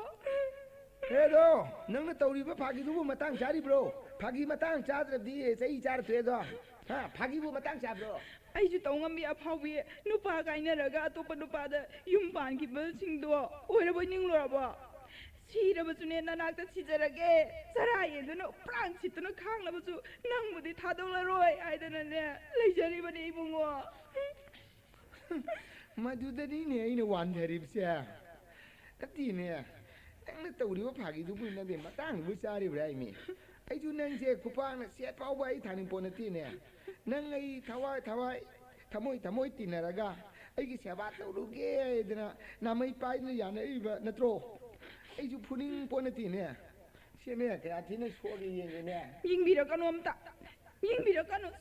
ꯎꯟꯁꯤꯜꯂꯛꯑꯣ ꯃꯤꯁꯀ ꯀꯌꯥ ꯊꯤꯅ ꯄꯣꯝꯃꯤꯅꯦ ꯁꯦ ꯑꯩꯈꯣꯏꯅ ꯇꯧꯕ ꯌꯥꯕ strike ꯀꯌꯥ ꯇꯧꯗꯅ ꯌꯦꯡꯉꯦ ꯀꯣ ꯖꯥꯠ ꯖꯥꯠ ꯑꯃꯨꯛ ꯇꯣꯏꯕ ꯇꯝꯕꯅ ꯋꯥꯠꯂꯕꯅꯤꯁꯦ ꯑꯗꯨꯅ ꯃꯌꯥꯝꯅ ꯇꯧꯅꯗꯕ ꯏꯁꯇ꯭ꯔꯥꯏꯛ ꯑꯃ ꯇꯧꯔꯒꯦꯅ ꯑꯩ ꯈꯜꯂꯤꯕꯅꯤꯅꯦ ꯀꯔꯝꯕ ꯏꯁꯇ꯭ꯔꯥꯏꯛꯅꯣ ꯀꯔꯝꯕ ꯇꯧꯗꯅ ꯑꯃꯨꯛ ꯏꯁꯇ꯭ꯔꯥꯏꯛ ꯑꯃ ꯂꯩꯔꯕꯒꯦ ꯑꯅꯧꯕ ꯁꯦ ꯁꯨꯝꯗꯧꯅꯦ ꯍꯥꯏꯕ ꯑꯩꯁꯦ ꯂꯝꯕꯣꯏꯔꯒꯦ ꯀꯣ ꯂꯝꯕꯣꯏꯕꯒꯤ ꯐꯤꯖꯣꯜꯗꯣ ꯁꯦꯠꯂꯒ ꯃꯟꯇ꯭ꯔꯤ ꯃꯌꯥꯝꯒꯤ ꯃꯌꯨꯝꯗ ꯆꯪꯗꯅꯅꯦ ꯑꯆꯧꯕ ꯅꯈꯣꯏ ꯃꯌꯥꯝꯗ ꯑꯩꯒꯤ ꯁ꯭ꯀꯨꯜ ꯑꯗꯣ ꯅꯣꯏꯅ ꯃꯨꯊꯠꯄꯤꯔꯕꯅꯤꯅ ꯑꯩꯒꯤ ꯁ꯭ꯀꯨꯜꯒꯤ ꯑꯣꯖꯥ ꯑꯣꯏꯕ ꯑꯩꯈꯣꯏꯁꯦ ꯆꯥꯅꯤꯡꯉꯥꯏ ꯊꯛꯅꯤꯡꯉꯥꯏ ꯂꯩꯇ꯭ꯔꯦ ꯑꯗꯨꯅ ꯆꯔꯥ ꯍꯦꯟꯗ꯭ꯔ ꯀꯪꯁꯤ ꯁꯤꯒꯗꯧꯔꯦ ꯑꯗꯨꯅ ꯕꯣꯔ ꯀꯩꯅꯥ ꯁ꯭ꯀꯨꯜꯒꯤ ꯍꯦꯗ ꯃꯥꯁꯇꯔ ꯑꯣꯖꯥ ꯆꯥꯎꯁꯤꯡ ꯑꯩꯁꯦ ꯃꯤꯌꯥꯝꯒꯤ ꯄꯣꯠꯂꯨꯝ ꯄꯨꯕꯗ ꯋꯥꯔꯦ ꯑꯗꯨꯅ ꯑꯩ ꯂꯝꯕꯣꯏꯔꯦ ಶ್ರೀ ಹರಿಗೆ ನಾಮ ಹರೇ ರಾಮ ಹರೇ ಕೃಷ್ಣ ಹꯥꯏꯕ ನಾಮ ꯑꯁꯤ ꯁꯣꯟꯗꯨꯅ ꯑꯩ ꯂꯝꯕꯣꯏꯖꯔꯕꯅꯤ ꯕꯣꯔ ꯀꯩꯅꯥ LP ꯁ꯭ꯀꯨꯜ ꯑꯁꯤ ꯑꯊꯨꯕ ꯃꯇꯝꯗ ꯁꯔꯀꯥꯔꯅ ꯂꯧꯁꯤꯟꯕꯤꯔꯣ ꯍꯥꯏꯅ ꯍꯌꯦꯡꯗꯒꯤ ꯕꯤꯈ꯭ꯌꯥꯅꯤꯕꯤꯗ ꯆꯠꯂꯒꯦ ꯏꯕꯦꯝꯃ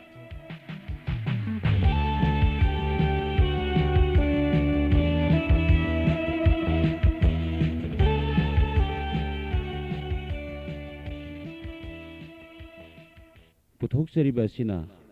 ꯑꯍꯥꯟꯕ ꯚꯣꯂꯨꯝꯅꯤ ꯑꯗꯨꯒ ꯑꯅꯤꯁꯨꯕ ꯚꯣꯂꯨꯝꯁꯨ ꯄꯨꯊꯣꯛꯆꯅꯕꯒꯤꯗꯃꯛ ꯁꯦꯝ ꯁꯥꯕ ꯂꯣꯏꯖꯔꯦ ꯑꯊꯨꯕ ꯃꯇꯝꯗ ꯄꯨꯊꯣꯛꯆꯔꯒꯅꯤ ꯑꯣꯖꯥ 8 ꯁꯥꯇ꯭ꯔ 3